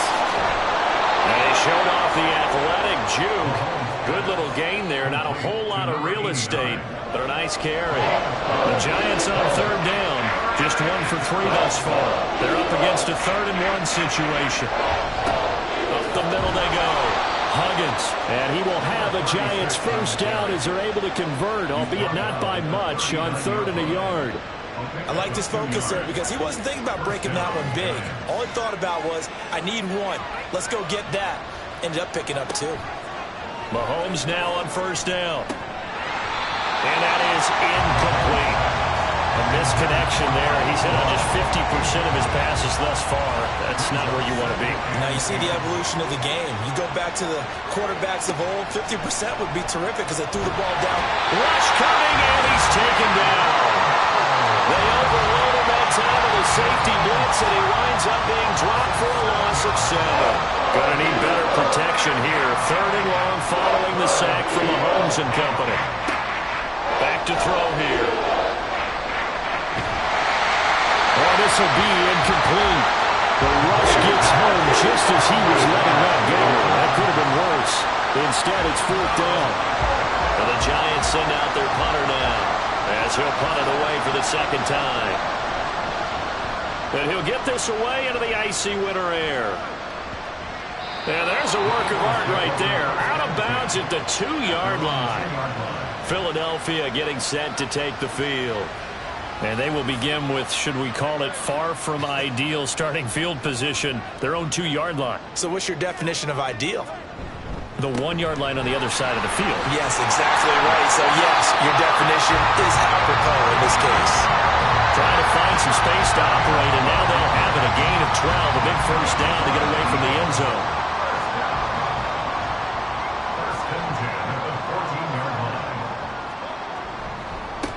Now a handoff up the middle. It's Simpson. It's a 6-yard gain on the ground, and that'll make it 2nd and 4. Well, I think after that run, the defense get back in the huddle and looking at each other and maybe starting to question their confidence a bit. They gave up a significant run, 6 yards, and now you're saying to yourself, how do we stop them, and do I have enough confidence to make a play? It'll be a loss of a couple on the play, so now 3rd down coming up. They are in need of 6 yards here if they hope to move the chains. On 3rd down, he'll drop to throw. Pass taken in by his big tight end, and he is going to have an Eagles 1st down as they're able to get the 3rd down conversion. And that's well executed there on 3rd down, and I love the confidence that they had to let their tight end try and find some space in the middle of the field, right in their quarterback's line of vision. And QBs love to make that easy throw, and they hooked up there for a 1st down. They'll run on 1st down. Simpson 5 yards is the tally on first down. That brings up 2nd and 5. These two teams, you might recall, met up back in September in Week 3. And it was the Eagles who got the win on the road, so now they look to finish off the sweep here in Philly. 7 yards there and a first down. Yeah, once more, strong running, excellent blocking at the point of attack. Look at that sort of drive going right here.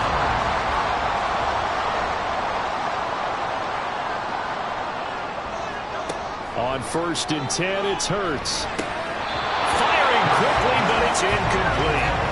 I see the surprise in your face there, partner. That is a rare incompletion from him. He's been on point this entire game. He has percentage completion-wise way up. Not that time. And he's going to be met at the line of scrimmage and taken down. No gain on that one as it brings up a 3rd and 10. Now, right where this set of downs started, they need a full 10 here to pick up the first down and move the chains.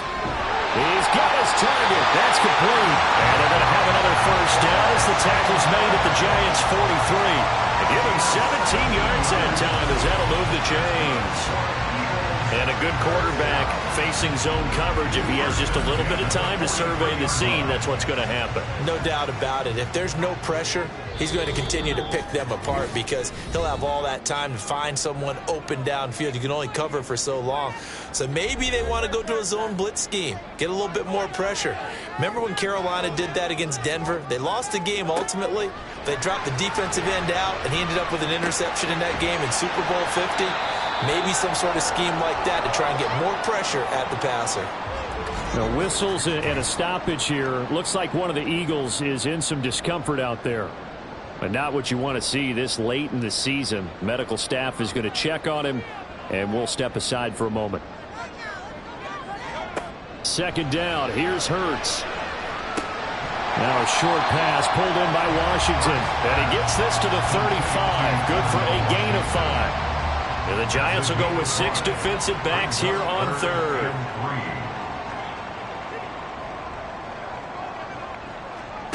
They'll stick with the passing game as he looks to throw. And he is caught. And he's out of bounds. Almost gets to the 10. And they're able to convert on 3rd with a solid gain of 23. He's such a good route runner. Shows it there on 3rd down. Very proficient and a good pass. And you know what I've observed over the years in the NFL? The better a route runner you are, the more confidence your guy's going to have in you to go to you in important times because he can trust you being in the right spot, and they connected there and picked up a first down.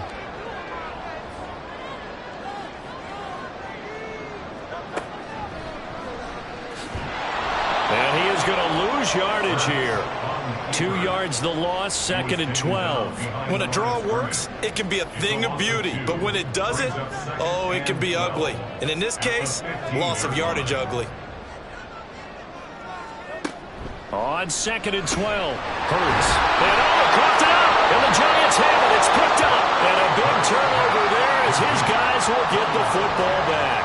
I don't know about you, but I'm going to go to the positive side this time.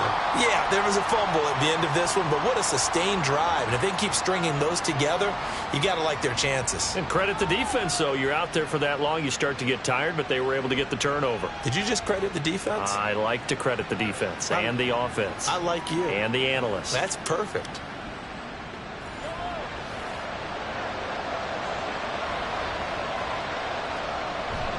They'll start this drive out on the ground. And he'll just push his way forward for a few as the clock will run. And give him 4 yards there. It'll be 2nd and 6.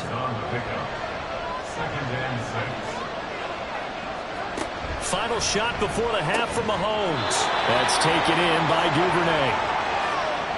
So we've come upon halftime here in Week 17 as we'll get you down the coast to Orlando for Jonathan Coachman at our EA Sports Halftime Report. Coach.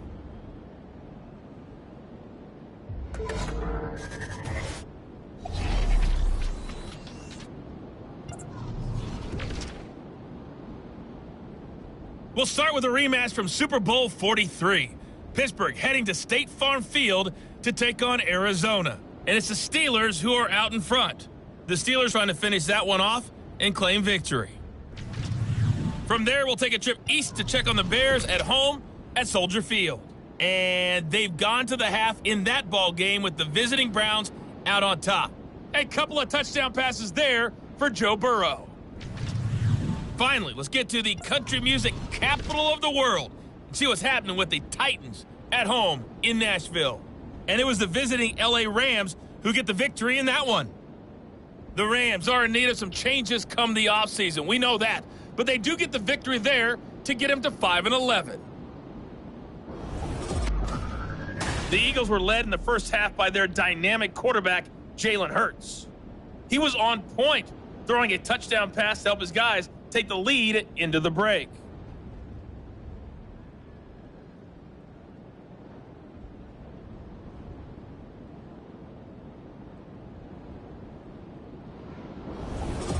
Okay, Coach, adjustments likely going to play a big role in this third quarter in what's been a tight contest so far.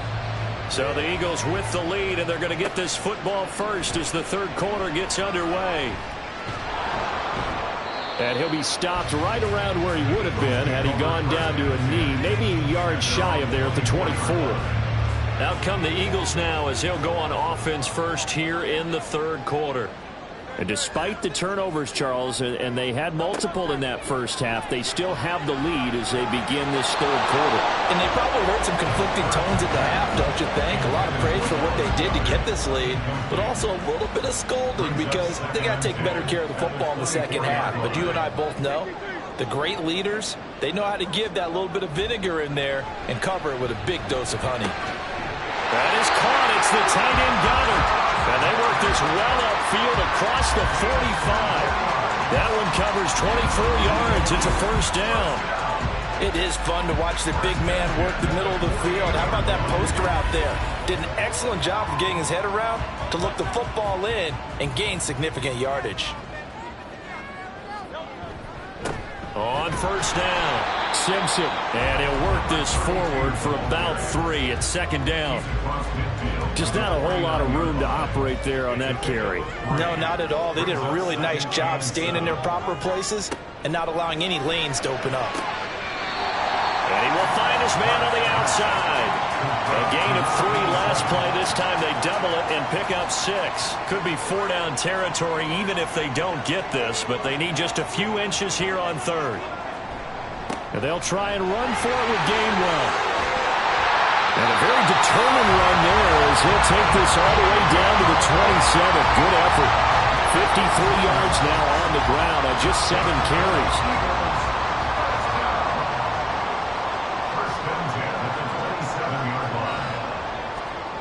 They'll throw on first down with Hurts. Man open left side is Brown. And he'll be out of bounds, able to get it down to the 25 there. And they'll come up 2nd and 7. A 3-yard pickup brings up 2nd and 7. Hurts sets up to throw it. Flush to his right.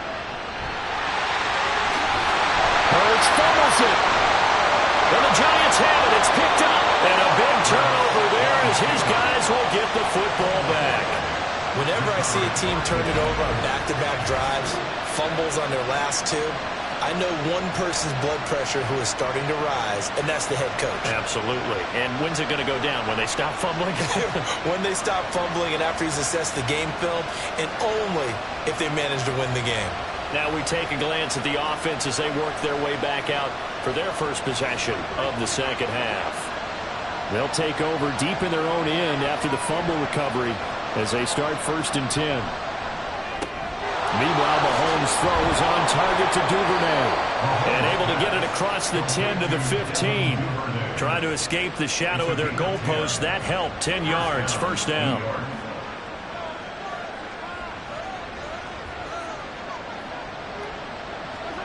Now Mahomes.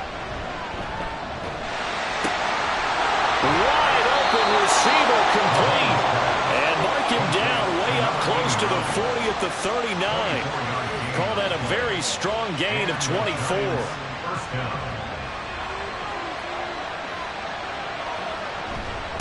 Up the middle they go. Huggins. And slow going there as he'll only get a yard, maybe, up to the 41. Now 2nd and 9. Brings up 2nd and 9. They'll keep it on the ground. Huggins. And they get to him after a gain of 6 to the 46. Here's 3rd and 3.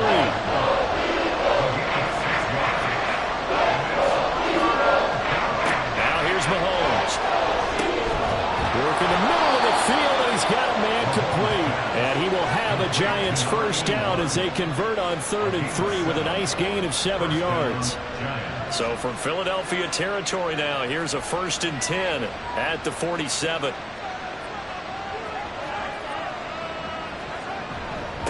Now a handoff up the middle. Huggins. And nothing much materializing there on the first down run. He'll get a couple, and that's it. This is 2nd and 8. It's 2nd and 8. Throwing now is Mahomes. Eagle pressure, too much this time. Down he goes. That time, multiple defenders getting pressure, and it's a loss of 6. Gonna need better protection here. 3rd and long following the sack from Mahomes and company. They'll look to throw, and that is incomplete. The pressure there on 3rd down, forcing the errant pass. 4th down coming up. He's had trouble finding open receivers all game, CD, and that's because really there hasn't been many. This defense has been all over them. Yeah, they're one of the better defenses in the league, and every time I talk to someone around the NFL, they all say the exact same thing. They're so fundamentally sound, it's hard to execute against them. Here's the Philadelphia offensive unit now as they head out to take over possession. We have not seen much on offense here from either side these last few drives. We've hit a wall, so to speak. And have hit it hard, haven't we? Because the defenses right now, they seem to be a step ahead, don't they? Beating them to the point of attack, beating them to the punch. These offensive guys, they're tinkering like crazy. What's it going to take to get back on track? Yeah, both sides searching for adjustments. Give him 4 on the carry, and it'll make this a 3rd and about 2. Back-to-back 4-yard runs. Now look, if they just do that all the way downfield, ball ends up in the end zone, but that's a little difficult to do. Yeah, I think now 3rd and 2, that defense ready to stiffen up and stop that run. Here's Hurts to throw. This short throw caught by Goddard. And he is going to have an Eagles first down by a couple of yards as they're able to get 4 there on 3rd and 2.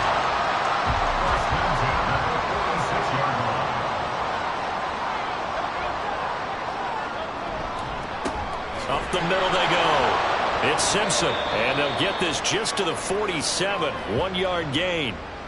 But now he appears to be in some pain. Always unfortunate to see an injury, especially this close to the end of the regular season. We'll step aside. They work now on 2nd and 9.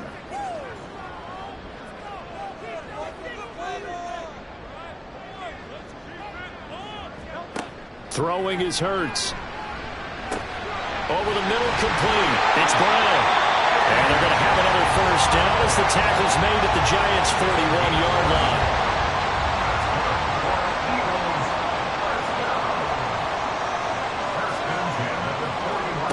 Hurts. Throw left side, taken in by Washington. And they'll wind up getting this one all the way down inside the 20. A good pickup there at 22. That was good protection there. No, that was great protection there because it allowed him to lock in on his receiver. Although I think he was looking for his tight end on the corner route all the way. Nice connection there for a really nice gain. On first down, Hurts. And he'll get it right back to Washington. This will be stopped about 2 yards shy of the marker. 8-yard gain, 2nd and 2. 2 yards to go, 2nd down. At the 12-yard line. Again, he'll drop to throw. And he's got it. And the Eagles are going to be set up with a 1st and goal on a pass play that moves them all the way down to the 1. Gainwell is into the end zone for an Eagle touchdown. Everybody in the stadium knew what they were going to do right there, CD. 3 tight ends on the field, all that extra bulk, and they run it in. And you saw where that one went, right? You run it over your best blocker. I can just see the head coach right now. I want to run this one over the big boy. And they got it done.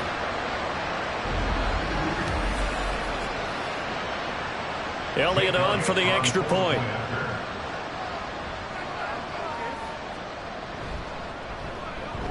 It's good, and it is now 21-7. So that drive consumes 9 plays all told. And it was Kenneth Gainwell who finished it off with a touchdown run. From a couple yards deep, he'll bring it out of the end zone. And he had no room to run as he's tackled down inside the 20. The possession switching back to the New York Giants. Over on the sideline, hoping to hit that reset button between possessions. Last time out, they had to punt it away. This time, hoping to finish this thing off in the end zone. And he'll be out of bounds at the 25-yard line. Here's 2nd and 3. A 7-yard pickup brings up 2nd and 3. Play action. Now it's Mahomes. Going right back to Wilson. And he'll be out of bounds right at the 40. He'll get 15 and a Giants first down.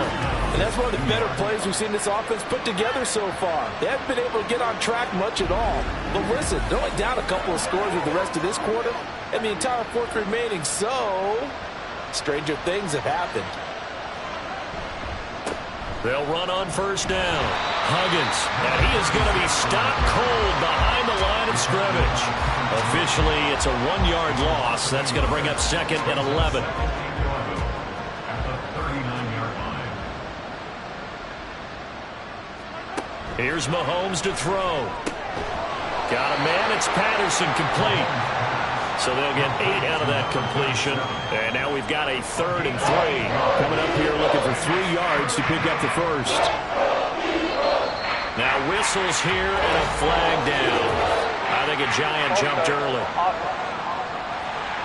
Oh, moving from his tight end spot there. Do you think that perhaps the play call was for him? Now after the false start, they need 8 yards here on 3rd down. From the gun, it's Mahomes.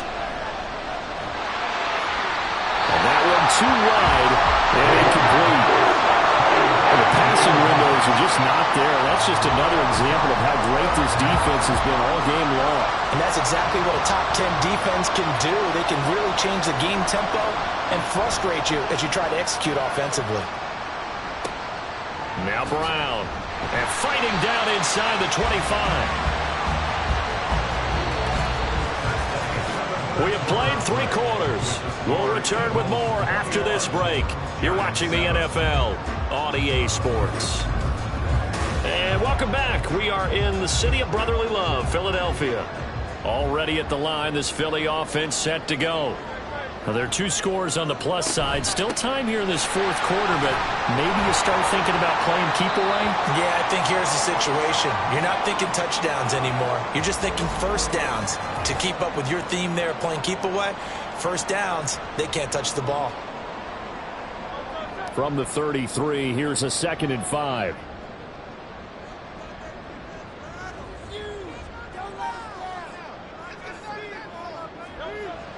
Back to throw here. It's complete to Brown, right side. And he's going to be out up around the 45-yard line.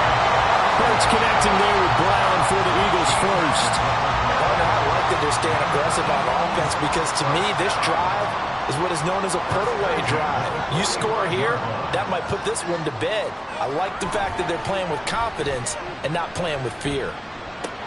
And intercepted. Maybe the turning point they need. And the Giants are right back in this football game.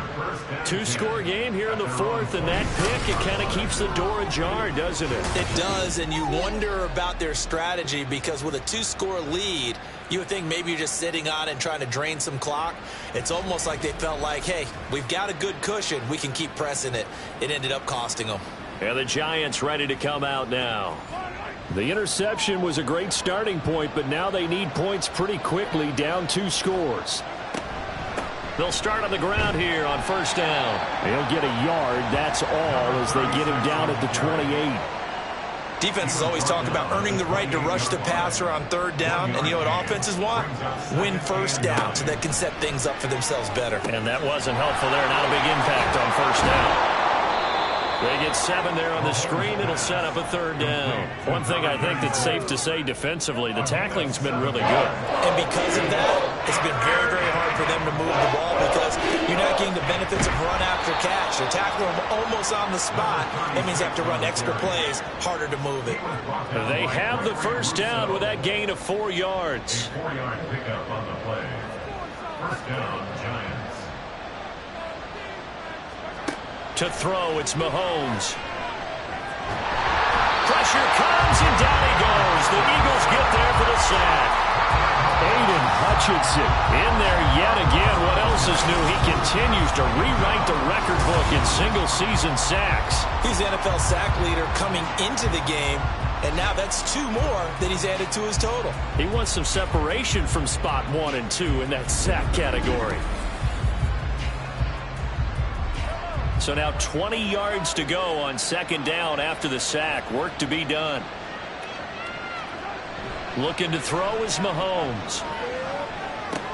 Underneath to his tight end, Wilson. So the completion results there in 9 yards. And that's going to lead to a 3rd and 11. We're backed up here. Tough spot, needing 11 yards to pick up the first. Throwing is Mahomes on 3rd. And this is going to be incomplete.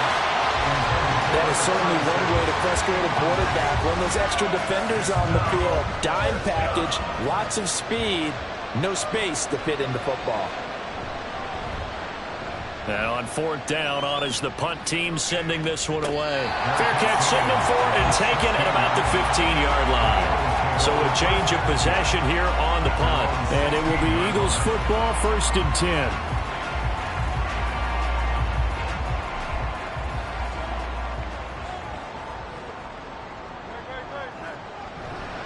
They'll start this drive out on the ground. And he'll lose yardage here. Back to the 15. He'll lose a yard there, and it's 2nd and 11. Run blitz there defensively, something we might see more of here in the 4th quarter. I think we'll see a lot of it, and the difference between that and a pass blitz, you're just trying to get to the quarterback. You're trying to scheme someone open who will get to the QB and make sure he gets on the ground. In a run blitz, you're actually trying to cover up gaps, trying to cover up holes so they can't run the football. And they'll be stopped right at the 30. On a play that started back at the 15, they pick up 15. And that's a more than acceptable read right there because it's zone coverage, so timing is everything. This time he waits for his man to come open, puts it right on him, and they pick up a first down. So 1st and 10 now from the 30. They'll try the left side. Simpson, and they're going to stop him right at the line of scrimmage. Just no cutback lane to be found whatsoever. 2nd and 10. 2nd and 10. Brings up 2nd and 10. They'll keep it on the ground. Simpson. And this time he's going backwards. So after the no gain on the last attempt, here they get him behind the line. It'll go as a loss of a yard, so now they deal with 3rd and 11. They'll set up to throw. Oh, this will be incomplete. The rush gets home just as he was letting that go. That could have been worse. Instead, it's 4th down. The Eagles send out their punter now. Always a good sign when your first punt comes in the 4th quarter. He punted 4 times in the loss last week as he gets this one away here. Here's Smith to return it. It'll be a 39-yard punt, 4 on the return, and it'll be Giant football, 1st and 10. New York set to take the field. Their defense was able to force the punt. That's the good news, but this is still a 2-score game, and they need points on this drive and in a relatively quick manner. They'll get this to about the 38. I think they want to start getting back into this game. It behooves them to get better on 1st down. Yeah, certainly not what they were looking for there out of the opening play of this drive. They fake the give. Now Mahomes. Throwing right, and that's complete. Now he's going to get this all the way down inside the 35. A gain of 28 yards there and give them a first down. You cannot write these guys off just yet, not with a quarterback like that under center. You mean it actually crossed your mind with him running the team that you could actually maybe write this game off? Not yet. Not a chance. Not with him. We've seen it too many times. So from Philadelphia territory now, here's a 1st and 10 at the 34. Mahomes going to throw. Oh, it's a screen pass. That's complete. Fighting him off. And a good stiff arm there before he's brought down on a nice little gain. And good yardage there on first down, because sometimes all you need to do on the screen is get one key block. That might set your man free, and that was pretty good pursuit to the football defensively, or it could have gone for more. That's complete over the middle to Stewart. And down inside the 15, shy of the 10. Now a 1st and 10 at the 11. Mahomes now to throw. That to the right sideline, and it falls incomplete. Had the right idea there, trying to throw it to the sideline, but he let him just a little bit too much, trying to get it out to his receiver. Ends up falling to the ground, incomplete. Mahomes to throw once more. And this time he's got the hook up. It's complete. That'll leave him with a 3rd and 2 coming up. They got 8 yards there. They'll come to the line, needing only 2 yards to gain the first here. Mahomes looking to throw on 3rd and 2. Pass taken in by his big tight end. Touchdown, Giants. A great play there. His 6th touchdown of the season. And the Giants have made it a one-score game again here in the 4th. You get down near the goal line, this is where having a sure-handed tight end becomes a luxury, and it pays off big time, especially when the defense sells out against the run. He finds himself open for an easy touchdown.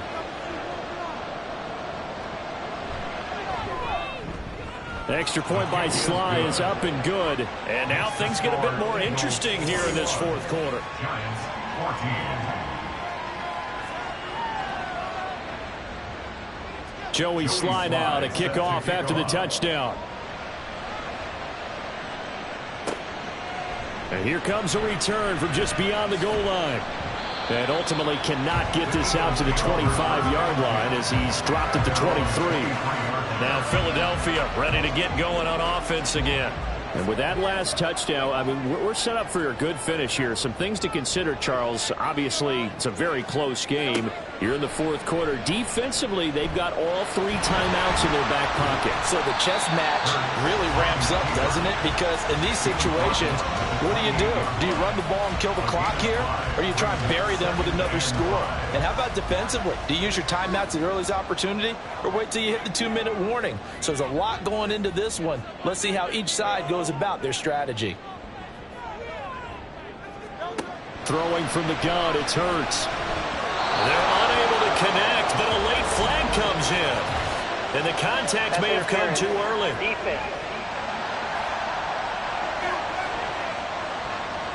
So pass interference the call, and that does not look to be going over too well on the defensive side. Or on their sideline, because I believe their head coach is saying right now, hey, you've got to call that both ways. Hurts throw here taken in as he's able to find Goddard. So that'll be no better than an incompletion, and that'll make it 2nd down. 2nd and 10 at the 36-yard line.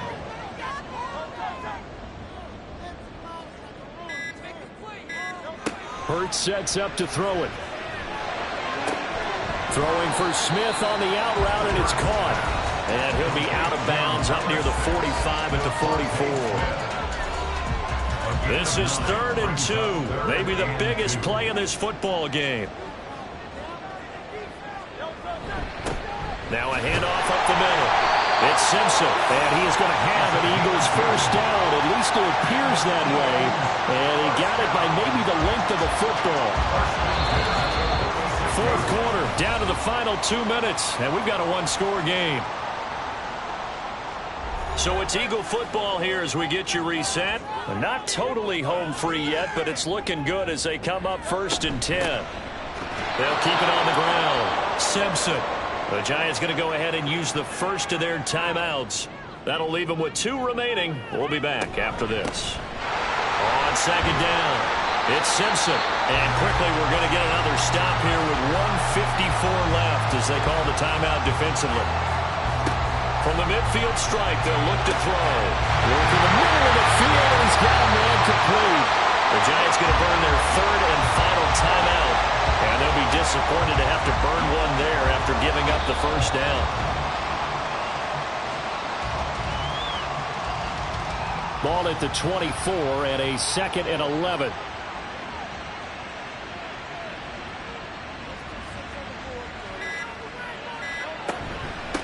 Up the middle they go. Simpson. And he's going to have to protect the football and take his lumps here at this stage of the game as they stop him behind the line. During that run, an injury here. We got one of those big blockers in some discomfort. The last two plays each lose a yard. They'll try to move forward here on 3rd and 12. They'll run again. And they take him down, losing yardage back at the 27.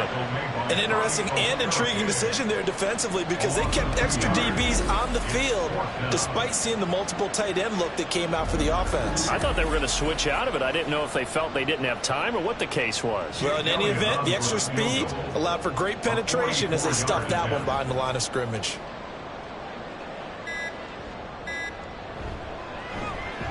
The kick by Elliott is good. And that will extend their lead even further. So barring something extraordinary here in the closing stages, that field goal should just about put this one on ice. Yeah, we've got to find 2 scores. So, we're not going to exactly move it over there yet. It can be done, but boy, it's going to be a little bit of a stretch for them, isn't it? Yeah, they would have to move incredibly quick and have some luck, too. And he'll take it a yard or so past the 20, call it the 21. And now out come the Giants. They might be thinking this is close to a lost cause here. Got to play it out. What do they need to do? Well, they have a thought process in mind already, but they can't get ahead of themselves. They know that they need to score quickly. Yep, 2-score game. Onside kick and get the ball back, and then score again. But they can't worry about the last 2 points. The only thing that matters is scoring quickly. Then they'll take it from there. So fly, Eagles, fly. It's a victory for Philadelphia. And to be frank, Charles, probably not too many people surprised at how this one turned out. Yeah, I don't think so at all. I mean, they're such a good football team. They were at home. You walked in and you looked at the advantages and you saw that they had most of them. It'd take a lot to try and even it up. I just thought 2 words for this ball game: methodical and predictable. And both of them came together. So for the Eagles, they run their record to 13-3 now on the year. So that'll do it for us. For my partner, Charles Davis, and all the hard-working men and women on our crew, I'm Brandon Gaudin. You've been watching the NFL right here on EA Sports. The Eagles are winners here as we say so long from Philadelphia.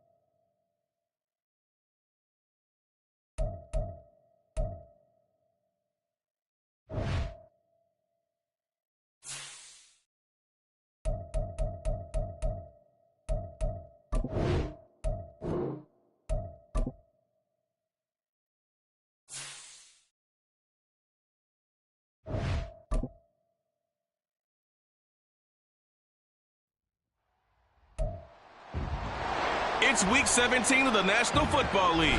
And front and center is Sam Laporta. There's been no shortage of work for him, sitting second in the league in catches. It's the Ravens and the Colts, and it's coming up next.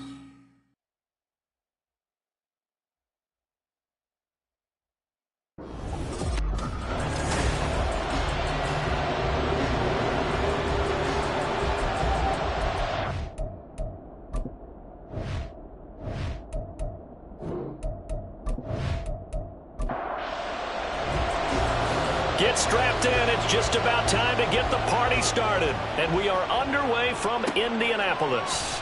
Taken at the goal line. Oh, a dangerous return here.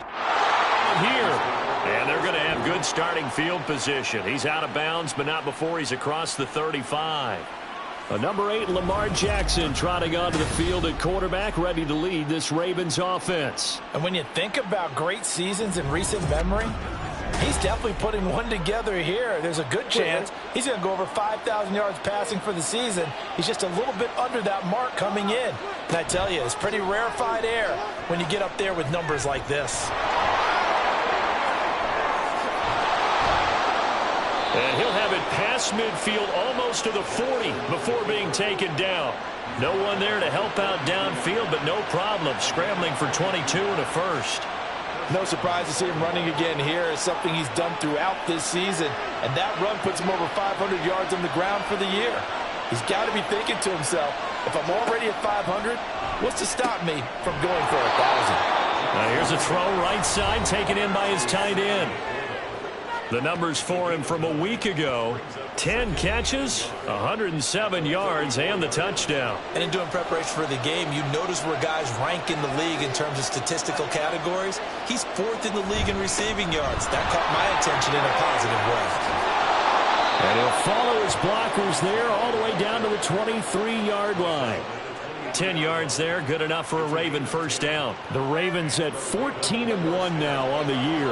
And I tell you, it has been a few months now since they've tasted defeat, and they are without question the hottest team in football. And I'm really not sure who's going to beat them right now, because to me, they have to be the favorites to go all the way, because they're not just beating teams, they're dominating them. It's been fun to watch them play.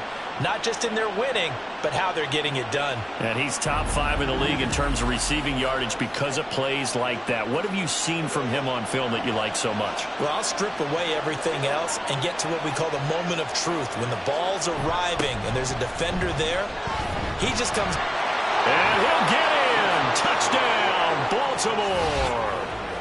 Breece Hall with touchdown number 27. That ties Priest Holmes for the 3rd most in a single year. And the Ravens are on the board first here this afternoon. So how about the season, Charles, that he continues to put together? That's now 25 rushing touchdowns on the year. That's getting into some very rarefied territory. Yeah, it made you and I do a little extra homework prior to this one in anticipation, because that one moves him past John Riggins with 24.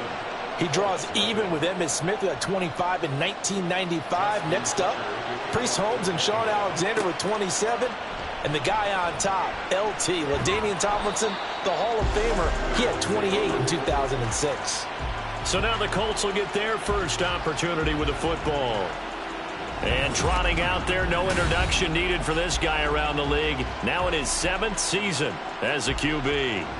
We're seeing it more and more in this league, how teams love to have athletes back there taking the snaps, guys who can throw it and move around and get yardage with their legs if needed. He's one of the best examples that we see out there right now.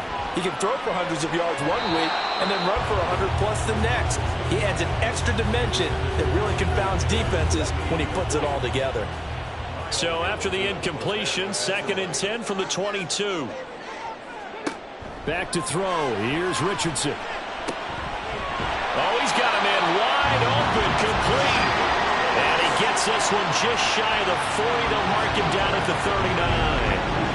It'll be a gain of 17 and an Indianapolis first down. Good job there to locate his tight end, Charles, in the middle of the field. Yeah, he has good pass-catching abilities, and if they're able to continue to find him here in the early going, I think it'll help out his teammates out on the perimeter. You can take the big shots later if he occupies their attention. And now a throw on first down there, but it's incomplete. So after the incompletion on first, now 2nd and 10. Richardson looking to throw this. That complete. Hits Tyler Scott with it. And he'll be stopped right at midfield. That's good for an Indianapolis first down on a gain of 10.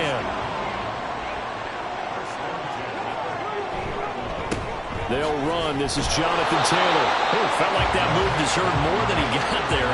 A gain of 2.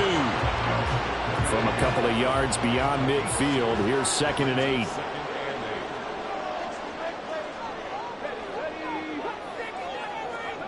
Richardson rolling to his left. The 20. And all the way inside the 15 before they drop it. Big yardage there on the scramble. It gets him a first down. I am willing to bet that he got a monster grin on his face when he saw what was happening. Mancovers are so committed to denying the big throw that it pulled attention away from him, and he had an easy lane to hit, and hit it he did. So how about this for field position after the big play? Inside the 15 now as they come up on 1st and 10.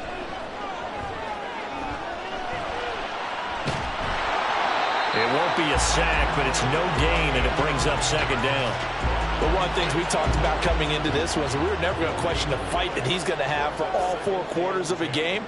But ideally, you want him fighting for big plays and first downs early, not fighting just to get back to the line of scrimmage, as we saw that. Richardson hit it, he fumbles it, and it's picked up by the Ravens. And the return goes up to his own 17-yard line. And now, meanwhile, after the dust settles on the fumble, we've got an injured player here as well. But not what you want to see this late in the season. Medical staff is going to check on him, and we'll step aside for a moment. After the fumble recovery, it's Jackson. That is caught by Laporta. And he takes us beyond the 35 before going out of bounds. The drive starting play, a good one. Give him 19. So from the 36 now, 1st and 10. On 1st and 10, it's Hall. And nowhere to run on the interior of that defensive line. He'll get back only to the line of scrimmage. Clock rolling as we hit the midway point of this first quarter. Jackson. And that'll be incomplete. He's trying to get it to Amon-Ra St. Brown.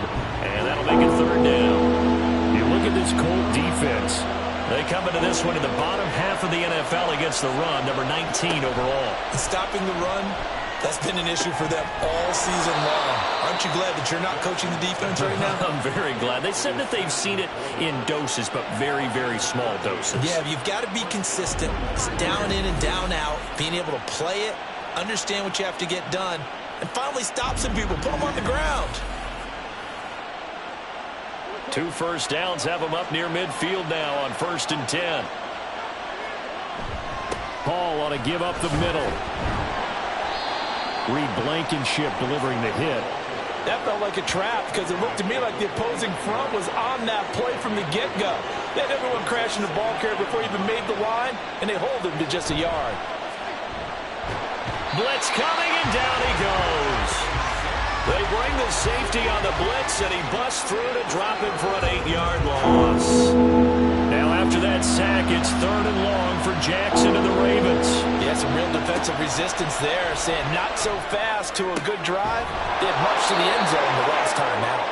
And they'll get him to the ground. He has another first down at the Colts' 32-yard line. That was no 3rd and 2. That was 3rd and 16, but they get the conversion anyway. So another on-target throw, and that last one, Charles, going to put him up over 5,000 yards passing out for the season, and that is not an insignificant number.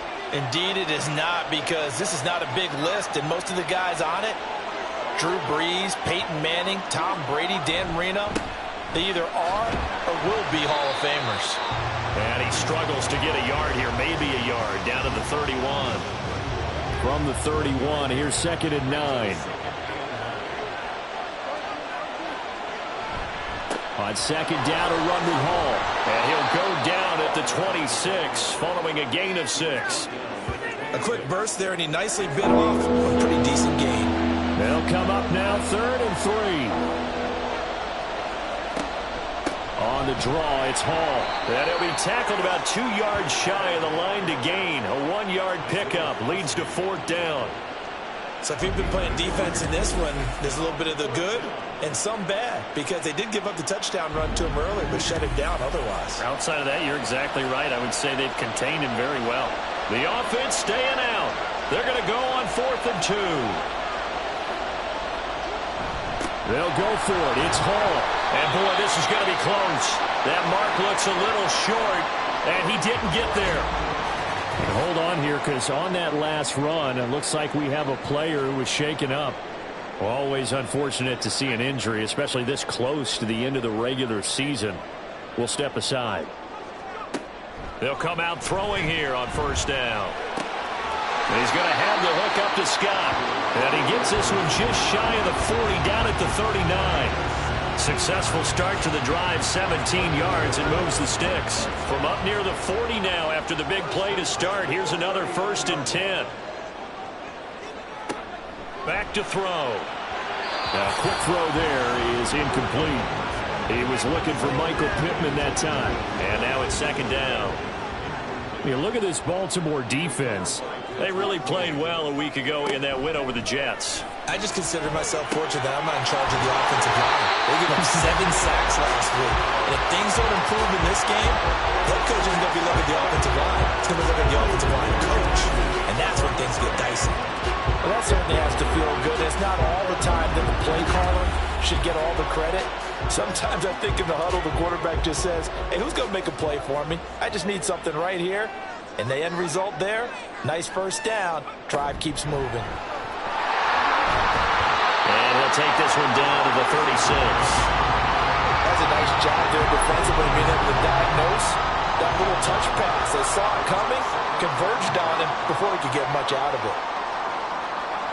Back to throw again.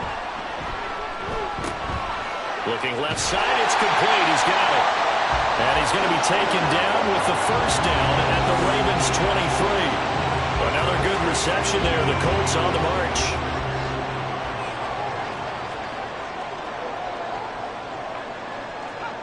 They'll stick with the passing game as he looks to throw. And he's going to hook up with his big tight end. Complete. 13-yard gain yet again, just like last play. After 7-0 on EA Sports. Second quarter now from Indianapolis with the homestanding Colts in possession. So not quite a 1st and goal. It's 1st and 10 from the 10. Up the middle, here's Taylor. And he will maneuver his way down to about the 7. 3 yards on the pickup there, and it'll be 2nd down.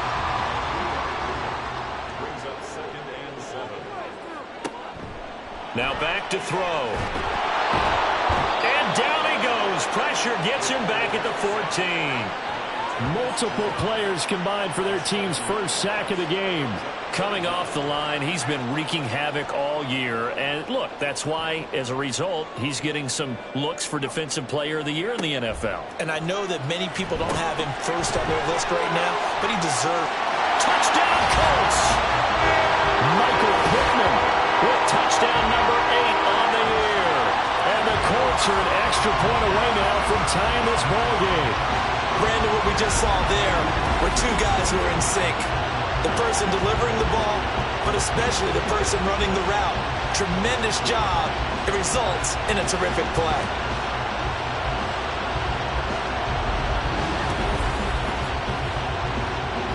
Extra point attempt here still to come.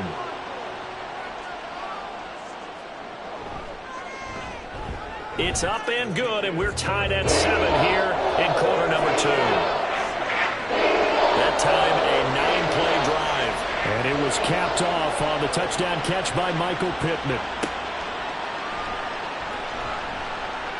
And bulldozing his way through. And he takes this near the 25. Just a little pass there. Call it the 26. Now the Baltimore offense heading back out onto the field. And they, on paper, Charles, no doubt they have the edge in this one. They are sitting with the AFC elite, and on the other side, they're down toward the bottom of the AFC. But you know what they say, especially at this point in the season, watch out for a trap game. And in doing so, I would take my game plan and condense it. I would rely on my fundamentals, the fact that my players are probably just better, and not try and do too much, do just enough to win the game. And on the other side of the field, I'm doing everything. Every trick play I can think of, every different formation, you name it, I'm throwing it at them in order to try and get the upset win. Jackson from the shotgun. And that's to Amon-Ra St. Brown. And they'll get him to the ground. He has another first down at the Colts' 44-yard line.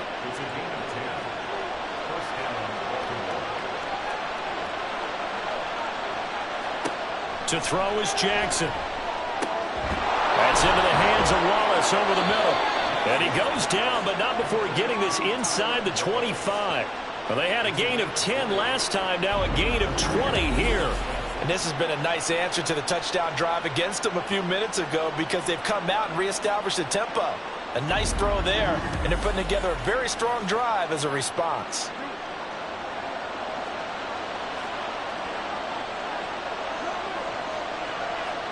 On 1st and 10, it's Jackson. Toward the center of the field, but it's incomplete. Well, a momentary speed bump there with that throw, partner. The defense had other ideas, and they're trying to mount a small stand before this drive reaches the end zone. Play action. Now Jackson. That's going to be caught. And in for the Ravens touchdown. Amon-Ra St. Brown. A 24-yard touchdown. And the Ravens have taken the lead. When you're a great route runner, it makes you that much better as a receiver because now your quarterback trusts that you're going to be where he expects, and he's able to deliver the ball on time. Now Tucker to add the PAT.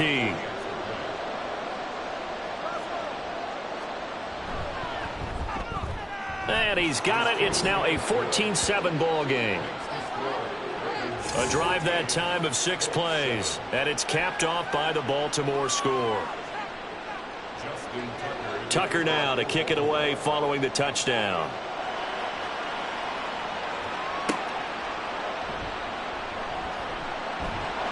And he brings us out past the 20 to the 24. Indianapolis offense ready to go again. So, Charles, the season winding down, the playoffs obviously not in their future. As they look ahead to the offseason, what spots do they maybe need to fill? Well, I think that they like the guy who's calling the plays and throwing the ball. I think that he's a pretty good player. Needs some help, I think, on the perimeter, though. Help him out with receivers because I think if he gets an upgrade there, his play gets that much better, too. Throwing on 1st down, but this one winds up to be incomplete. After the incomplete pass, here now is 2nd and 10. Richardson looking to throw. Throw out wide is incomplete. Well, they approached this drive with a lot of confidence after the last one ended up as a touchdown. But incompletions on their first 2 throws has them huddling up and trying to figure out a big play here on 3rd down to get their momentum going again. Now yet another incompletion here as they fail to connect on 3rd. Has to be a little bit of frustration there. Back-to-back incompletions. Receivers blanketed on both attempts, this time on 3rd down. And just a single punt for him in the loss last week as he sends this one away. Oh, able to avoid him. 42-yard punt, 6 on the return. And the Ravens, they'll take over. And now Baltimore gets set to take the field. And they'll just simply be looking to build off the confidence of the last time out where they scored a touchdown. And confidence is powerful, isn't it? When you've scored once, you feel like you can go back out there and get it done again. Doesn't matter what the defense throws at them. They feel like they're in a groove right now, and they want to get out there and show it. Yeah, hoping to stay in that groove here this go-around. A big hole there. How about him handling the point of attack? Just positioning himself so that run could go right off of his backside and deep into the secondary. They'll throw on 1st down with Jackson. He dumps this one off here to Hall. Call it a gain of 6 on the play, and that will bring up 2nd down. brings up 2nd and 4 at the 42-yard line. Here's Jackson to throw. And this throw incomplete. Well, the defender all over it that time, and it's going to lead to 3rd down. In search of 4 yards here to pick up the 1st down. Now it's Jackson. He's got his target. That's complete. And he will have a Ravens 1st down as they're able to get the 3rd down conversion. And defensively, they were in zone coverage there. Do you have to be a little careful? You're losing, playing against a good quarterback like he is, to not play too much zone? Yeah, you have to be careful about how much time you're giving up. I think it's a good point you just brought up. So maybe if you still want to play zone, you go to a zone blitz scheme. And you can drop anyone out of your defensive front. Defensive end, defensive tackle. It doesn't matter. You just exchange someone to bring more pressure towards the quarterback and still try and cover downfield. From the 24, they'll go again on 2nd and 10. They go play action with Jackson. And just not enough on the throw there. Down around his feet and incomplete. That play call wasn't there for them against that coverage. So they're going to spin the dial now in their playbook and come up with one more shot at the marker to try and keep this series going. Got a man, it's caught for a Ravens touchdown. Tylan Wallace, a 24-yard touchdown. And the Ravens have taken a 2-touchdown lead now. They went empty backfield, all their weapons out wide, so there really was no secret here to what they were going to do. No secret, but they still had to execute it, and they still had to protect the guy throwing the ball, because oftentimes when you empty the backfield, people bring pressure at you. They managed to hold in there and successfully complete the touchdown pass. Tucker able to connect on the extra point, and it's now 21-7. Tucker now to kick it away following the touchdown. From a yard or two deep, here comes a return. And only able to get this to the 19, so probably should have opted for the touchback. Indy set to go on offense once more. These guys definitely hoping for a better showing than their last appearance. They couldn't really even move the football much beyond the shadows of their own goalpost, Charles. We'll see if they can get a better, more sustained drive going here. Yeah, and every team that we ever talk to says the exact same thing. When you start a drive from that deep in your own territory, the goal is a minimum of at least 2 first downs, because even if you have to punt then, you change the field position, right? You flip the field a little bit. They didn't get that done. This time they want to string together a nice drive and help themselves out. And this one also slow in developing as he's maybe getting back here to the line of scrimmage, but not much more than that.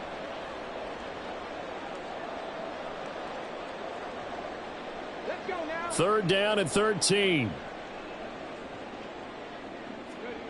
From the shotgun, Richardson. The toss here completed to Pittman. And he is going to have a Colts 1st down as they're able to get the 3rd down conversion. Yeah, these are the types of plays they're going to need to hit on if they're going to get back into this game. It hasn't been the greatest of first halves, but this is a nice throw here on 3rd down, and they keep the drive going. Ball up to the 35 now as they come up on 1st and 10. Back to throw. Here's Richardson. A hit as he throws there, incomplete. Some of the fans here don't seem too happy about what we've seen in this first half. No, not at all, and I understand why. They've looked lethargic, out of sync, and it shows on the scoreboard. Yeah, Richardson back to throw it. And he comes back with one complete. 9 yards, not quite enough, and they'll be left now with 3rd and 1. So they just need 1 yard here to pick up the 1st down. From the gun, he'll hand this off. And he is going to have a Colts 1st down as they're able to convert on 3rd and short yardage with a gain of 4. That's quite a spot there for his first carry of the game, but obviously they had plenty of faith in him, didn't they? No question about it. And here, why not go with the fresh legs? Able to push forward, pick up that 1st. And he can't get rid of it. He's taken down. Kyle Hamilton, he's the one to get him, and that is sack number 7 for him on the year. Well, you're already up a couple of scores here in the first half defensively, and Charles, they just seem to be playing really free on that side of the football. I love the observation, because with that type of a lead, they feel like they can take a few more chances and be even more aggressive, and it's been paying off for them so far this game. On third down, here's Richardson. He's going to flip that out to the flat. It's complete. And to the 49-yard line, but no further. And obviously, he is well short of the first. They'll get only a yard out of that, and it'll bring up fourth down. The Colts send out their punter as he'll kick it away for the second time. He'll get off a fairly short kick here as this is toward the sideline. And this punt sails over the sideline. And the spot, it looks to be right at the 25-yard line. Breece Hall helped leading out this offense for another series. He's over 40 yards here in the second quarter. Been nice and effective for them, hasn't he? He has definitely been dependable, and really shouldn't underestimate what he's getting done here, because anytime you're on a pace that's going to approach 100 yards, you've really done some damage in an NFL game. And now he's looking just to add to his totals. I'm not sure how much more evidence they need, partner, than to understand that if they don't start to slow him down, it's going to be a long afternoon here at the stadium, because he is just shredding them at this point.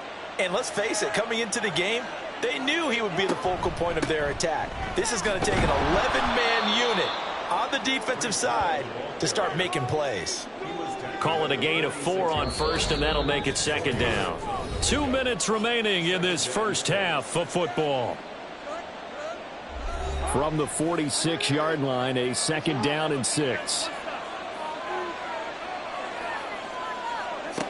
From the gun, it's Jackson. That'll be caught. It's St. Brown. And they'll get him to the ground. He has another first down at the Colts' 25-yard line. A really good pickup of 28 yards. Jackson on first down. That's complete to the fullback, Ricard. They get him to the ground right on the cusp of the red zone after a pickup of 5 or 6. Creeping up on a minute to play in this first half.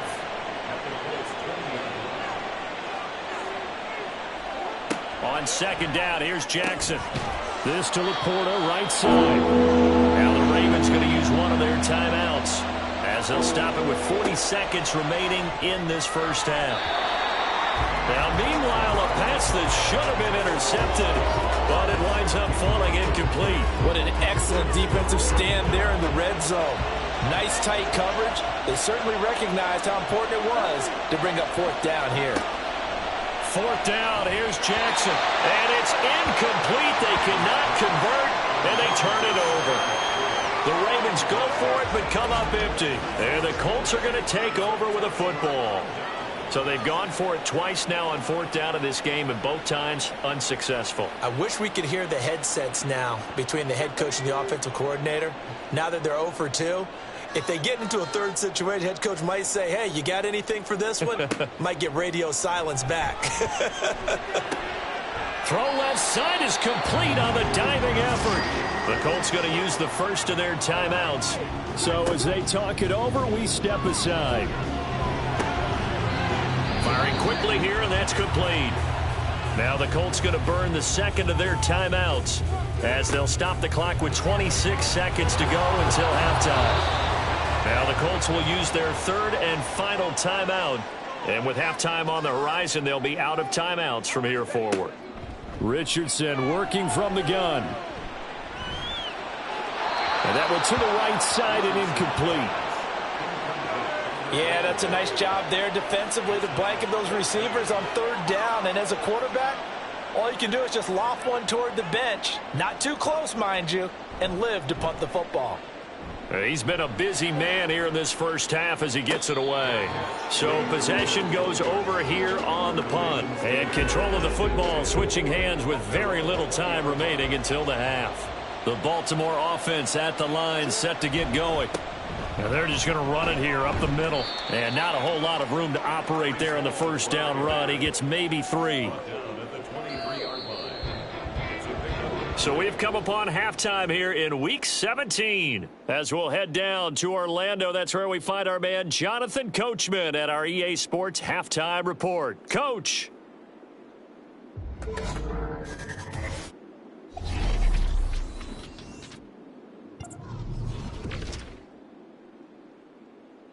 We'll begin our tour out at Nissan Stadium in Nashville.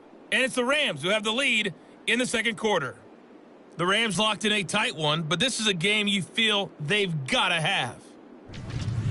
From there, we head up to Wisconsin to check out the Packers at home in Lambeau. And you can see, currently they trail in that ball game. Nick Boyle, a touchdown reception. Lastly, let's get out to Jacksonville. See what's happening with the Jaguars at TIAA Bank Field. As you can see, the score there in the second quarter. Trevor Lawrence, 2 touchdown passes thus far. We were treated to a solid first half out of the running back, Breece Hall. He had a touchdown run that helped get his guys this halftime lead. The highlights are fairly one-sided to this point. It's a 2-touchdown difference here at the break, but I wouldn't call this one over just yet. I think there could still be some fireworks yet to come. Taking it about the 1. And he'll be brought down right on the chalk of the 20. The Colts going to take over on offense to begin this third quarter. Charles, it'll be interesting to see what adjustments this offense made in the locker room. Haven't really been able to get anything going offensively, virtually nothing in the ground attack either. So certainly something has to change here in quarter 3. And I'm pretty sure their friends from the defensive side of the ball told them exactly that, because those guys, the stop troops, they've been playing pretty well, and they've kept them around in this game. Now, they've got some time. The running game struggled in the first half. Opposition knows how to focus on defending the pass here. They've got to re-energize that ground game and maybe open things up for a comeback here in this half. This offense in desperate need of a conversion as they come up on third down. Richardson looking to throw this. That is caught. And he is going to have a Colts first down, I do believe. Yes, he's got it by about a yard there on 3rd and 3. And Brandon, from our time in college football, where receivers weren't running the traditional NFL route tree, one thing they did learn, find open areas, find soft spots, and set up and catch the ball. And I think we just saw that there. Yeah, we saw that indeed, picking up the first. Here's 2nd and 10.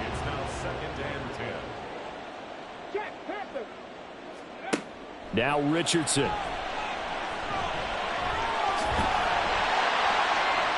Give him 7 there on the tuck and run, and they're in better shape now for 3rd. But this has certainly turned into a showcase game for what he can do on the ground, because they're just continuing to give him chances to run it, and he's earning every additional carry by putting up positive yardage on each run. Now throwing on 3rd down there, but he cannot connect. Well, if they have any designs on getting back into this football game in the second half, they're going to need to be much sharper offensively than they were on this opening possession. Not much happening here, and it'll lead to a 4th down. And a fair catch signaled for and taken successfully. The Ravens offense getting ready now for their first possession of the second half. Jackson and the Ravens come up now 1st and 10 at their own 16. He'll give it to Hall to start the drive. Now he's free to midfield. Breece Hall racing to the end zone. And all the way in for a Ravens touchdown. Breece Hall, his 2nd touchdown of the afternoon. And the Ravens are able to strike quickly to add on to their lead. Partner, they had a good lead as they went in at the half, and they came out here in the second half and found a way to extend it. I love their consistency. Don't worry about what they said at halftime. This seemed like a team that was ready to play 60 minutes, and while this game is far from over, I love their approach. Tucker now for the extra point.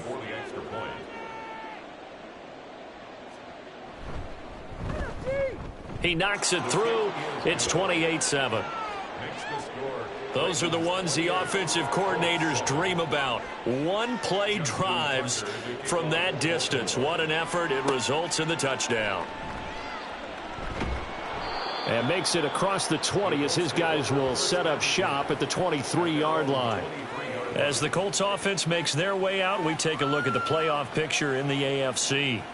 Well, including this week, 3 weeks remain in the regular season, Charles, and it is going to be interesting to see how this playoff picture sorts itself out before we head into the postseason. Competitive, entertaining postseason, that's what we're always striving for.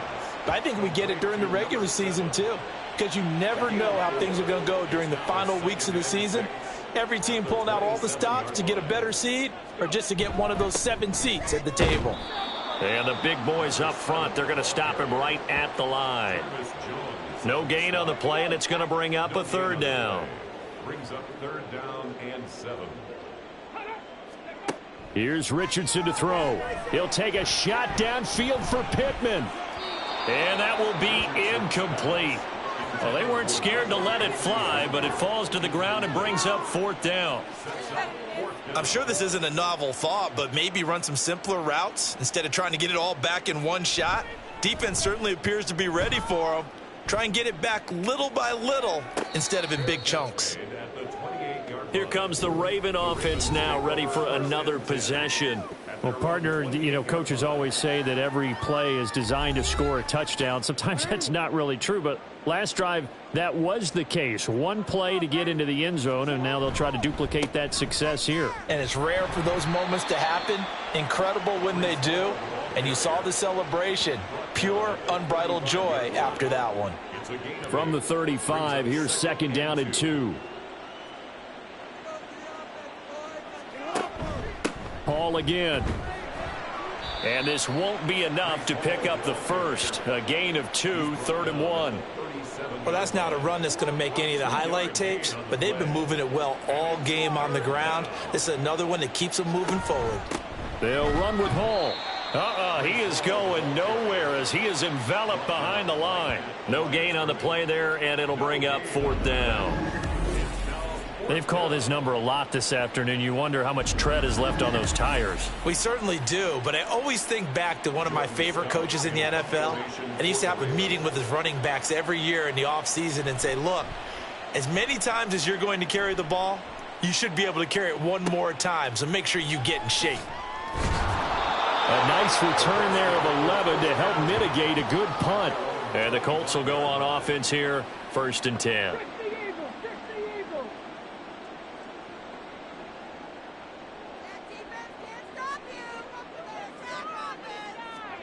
First and 10, Richardson looks to throw it. And the Raven pressure too much. Down he goes. Kyle Hamilton getting him once again his 3rd sack of the afternoon. Work to be done here on 2nd and 16 after the sack. Richardson. Escape. And he's going to go down again. Marquise Bell. He's the one that drops him this go-around, and that pass rush getting strong here. Back-to-back sacks. These guys have punted 4 times already, and they're staring at a 5th, barring a conversion here on 3rd down. Now it's Richardson. And he overshot him there. It's out of bounds, incomplete. And there's another stop. One of the league's best defenses is certainly bringing it again this week. The Colts send out their punter as the drive goes backwards, so he's on to punt it away. Dances by him. 47 yards on the punt that time, just 1 yard on the return. And they will take over 1st and 10. Breece Hall helped leading out this offense for another series. He is hoping to find the end zone for a 3rd time, and we sit now in the 3rd quarter. And nothing would excite him more, but I think even more so, his offensive line. Anytime you've got a guy scoring that many times, that means you've done a really nice job in front of him. You're always giving props to the big fellas up front. It's always a good idea. Those are some massive men. Meanwhile, Jackson's throw caught there by Wallace. And he'll be taken down, but not before he works it past the 50. So 1st and 10, and if they score on this drive, might have to start digging in our second half blowout material. And a 6-yard gain gets him right around the 43. But really, that was no surprise there. They've been running it well all game, and I know goals change all the time, but any team will take that type of run each and every time. And a very determined run there as he'll take this all the way down to the 27. Good effort. 183 yards for him on the ground now as he has been terrific here this afternoon. Now Jackson on 1st down. Throwing the out route incomplete. That's Flowers. And the result here, a pickup of 8. Leaves him with 2 to go on second down. Now a 2nd and 2. To throw is Jackson. Open man left side is Wallace, complete. And the Ravens are going to have a 1st and goal as he's taken down at about the 8-yard line.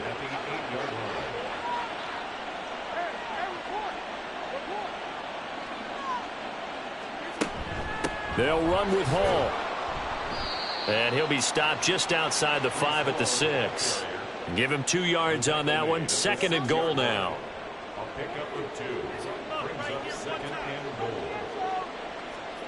From the gun, Jackson. To the end zone, but it's incomplete.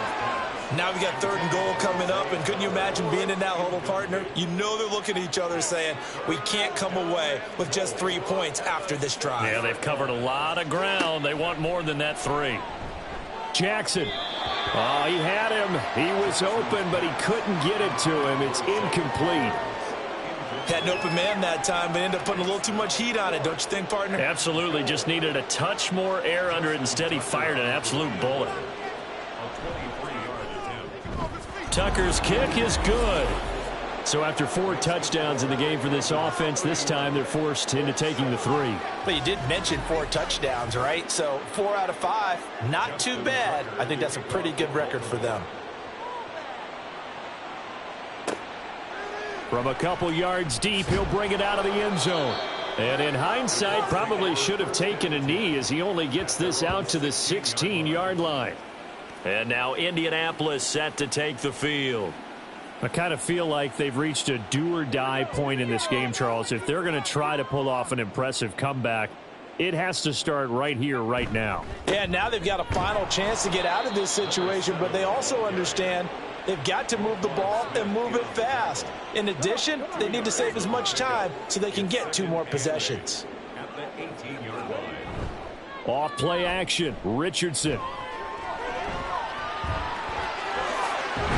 Richardson hit it, he fumbles it. And he's taken down, but not before he gets this across the 25-yard line.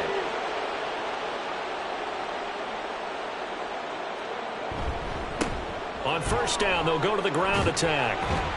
And they get him down, but not before he takes it across the 40-yard line. 15 more there, and they're on a roll. It's another 1st down.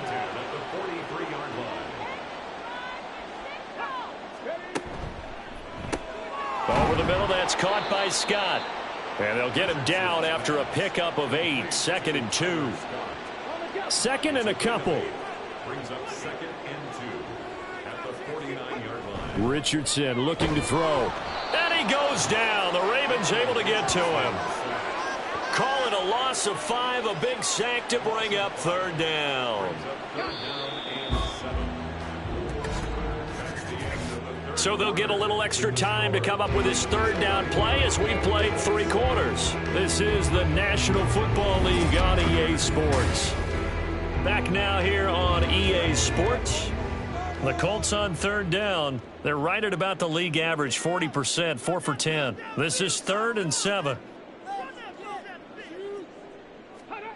From the shotgun, Richardson. And the throw there going to be incomplete. They lead big, and a major part of that has been how they've taken their play to a whole new level this 2nd half. No points allowed since the break, and you can add another incompletion to the total number that they forced in this runaway contest.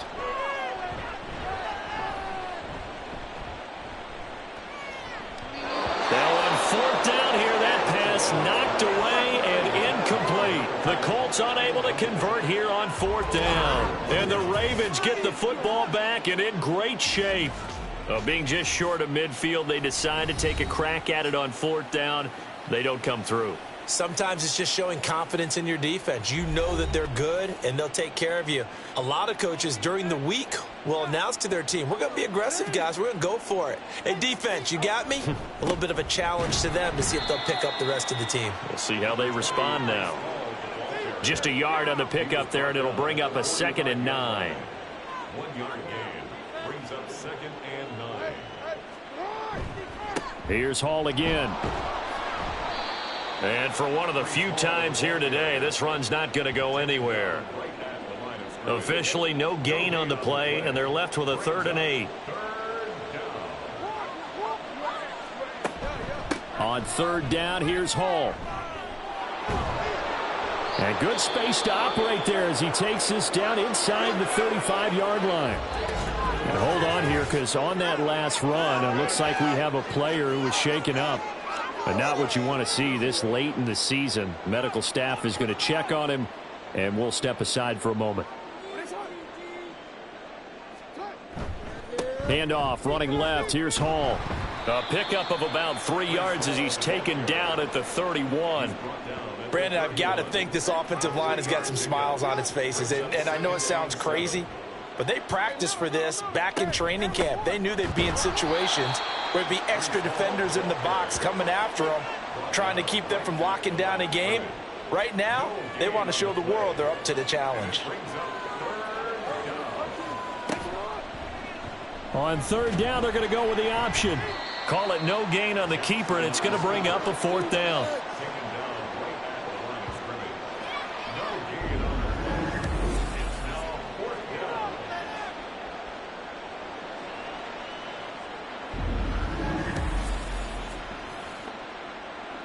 So Jackson will head to the Ravens sideline, and on comes Justin Tucker for the field goal try. He hit his first. Now this one from 48 yards away. Tucker's kick is good, and that will extend their lead even further.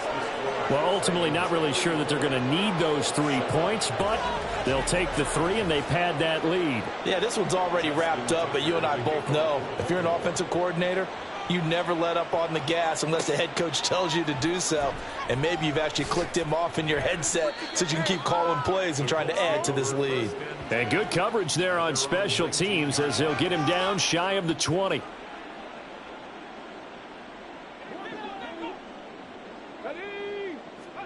On 1st down, Richardson. And his throw is incomplete. Give them credit for excellent coverage, tight coverage. They're doing a lot of things that we talk about in basketball. They're causing disruptions in the passing game. And as long as that continues, it'll be tough for them to gain any momentum throwing the ball downfield. And he works his way past the line of scrimmage and then slides to a halt. And a stoppage here, a timeout before this 3rd down play takes place. Back to throw. Here's Richardson. And as the two teams talk it over on their respective sidelines, we take a break. And he'll get this one way up just shy of the 45-yard line. It's a gain of 22 yards. That's good for a Colts. 1st and 10, it's Richardson. He'll find a man over the middle. It's Pittman. Give him a gain of 5 on the completion, and it'll be 2nd down. Richardson out of the shotgun. And he drops it incomplete. And their struggles continue here. Defensively, you look at the numbers. Another incomplete pass that we just saw, and they're under 200 yards passing for the game, so they've done their job on that side of the ball. Yeah, recently I was actually working a game where a quarterback had a streak of 5 straight games without a 200-yard game. And that was the big talk, both in his town and amongst his team. How do we get the passing game going? So big credit to them, holding them under 200 today. 4th down, desperation time. Here's Richardson. Pass taken in by his big tight end. And past the 35, he'll be dropped a yard or 2 shy of the 30. Now a pause, and there's an injured Raven in need of some assistance. Well, always unfortunate to see an injury, especially this close to the end of the regular season. We'll step aside. Here, Richardson yet again. Got a man, and he hits him in stride. He's going to go out of bounds, but he takes this one down just shy of the 20. And that's good for a pickup of 10 yards. And that'll leave him with a 2nd and just a few inches left. Now Richardson back to throw it. He's going to hit his man out of the backfield, complete. And they'll bring him down at the 18-yard line. 4 yards the pickup, 1st down.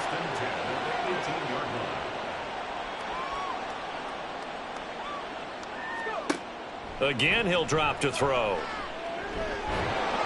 he's going to go down. Back at the 27-yard line, he's sacked. David Ojabo running in to take him down. Guys with his talent in the pocket aren't supposed to be getting hit like this, and you know an intense conversation with the offensive line is going to occur after this one. Might not be from him, but the offensive line coach will have plenty to say about this game. And the job becomes twice as difficult now. After the sack, it's 2nd and 20. One back in the backfield, he'll get the carry. And he is met in his tracks behind the line of scrimmage. That's a big loss of 3, and it brings up 3rd down. Hey, check that, check that. Check, Panther. Roll, reload, smash. And they'll keep leaning on the running game. Back to the ground. And he will cross the 30 down to the 29-yard line. 2 yards on the pickup there. It's 4th down. Not too many offenses want to turn down long drives, but when you're down what they are, they've got to pay it off with some points. Richardson on 4th down. And he's brought down. Can't do anything with a football. It's a sack and a turnover on downs. The Colts unable to convert here on 4th down. And this long drive is going to wind up yielding nothing.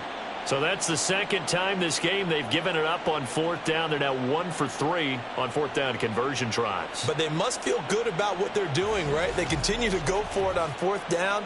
Give the defense a lot of credit, though. They've stopped them 2 out of 3 times.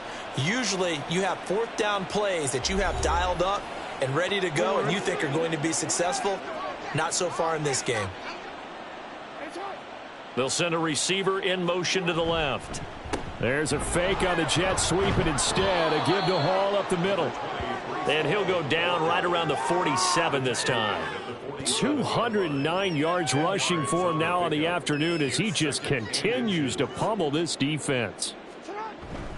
Hall again on 2nd down. And he is swallowed up right at the line of scrimmage. Officially, it's no gain on the play, and they'll remain a few inches shy of a first with 3rd down looming. On the counter, it's Hall. And he's going to get this all the way down inside the 35. That burst good for 20 and a 1st down. No doubt those are the carries they're looking for here, Charles. The lead in the 4th quarter. This is when coaches that have a reliable running game, they breathe a little easier on the sideline. Yeah, they love the idea that they can take the air out of the football at this point of the game. That means they're really counting on that offensive line, counting on the runners, taking care of the football. Because you're going to tell your quarterback, hey, no time to be a hero. We're not going to throw it here. Just eat up that clock. And if you have the ball, they can't score. On 2nd down, here's a keeper by the QB. And he'll be marked down at the 26 with a gain of 7. A little do-it-yourself run right there and a nice gain. And I like that he knew that that was about all he was going to get. So he did a nice job of protecting himself, took care of the football, took what the defense gave him. If they continue to allow him to do that, they'll find their way taking what they can all the way to the end zone. Jackson now off the bootleg. And they're going to get this down inside the 15. 12 yards there as they keep this drive rolling. It's another 1st down. He's been the go-to guy. They needed a big play there on 3rd down. Went his way. It worked out. Doesn't matter whether they've scouted it or that they think he's going to get the ball. He has a knack for finding his way open and completing the connection.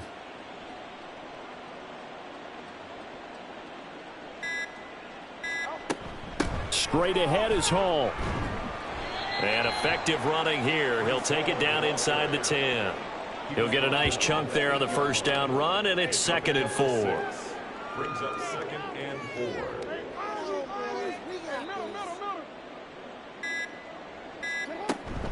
They'll go again with Hall. 7 yards on the pickup there, and now they've got it 1st and goal. I've got an idea. Let's skip racing to the airport at the end of this game. Let's go to the post-game press conference. I have a feeling that the quarterback of this winning team is going to be given a whole lot of credit to the running game and the offensive line. Yeah, I was just going to say the offensive line, yes, carrying the ball has been key, but those guys up front, they've made a lot of space. So the final seconds tick away in this Baltimore victory. And it was their defense that really made the statement after the break. They pitched the second half shutout. Yeah, think about the team that just got vanquished. They did score in the second quarter. Do you think they thought at all that that would be their last points of the game? No, but what a second half. The adjustment, whatever they did in the locker room, it certainly worked. It certainly did, and you're exactly right. Whether it was an adjustment, whether it was just more focus on what they planned to do going in, whether they just played better, whatever it was, it all came together in the second half, and no points were allowed. That's a great way to close them out. So for Baltimore, they continue their winning ways as they run their mark to 15-1 on the year. I'm Brandon Gaudin. Certainly have to thank Charles Davis, my broadcast partner, and our entire crew. We'll catch you next time right here. It's the NFL on EA Sports.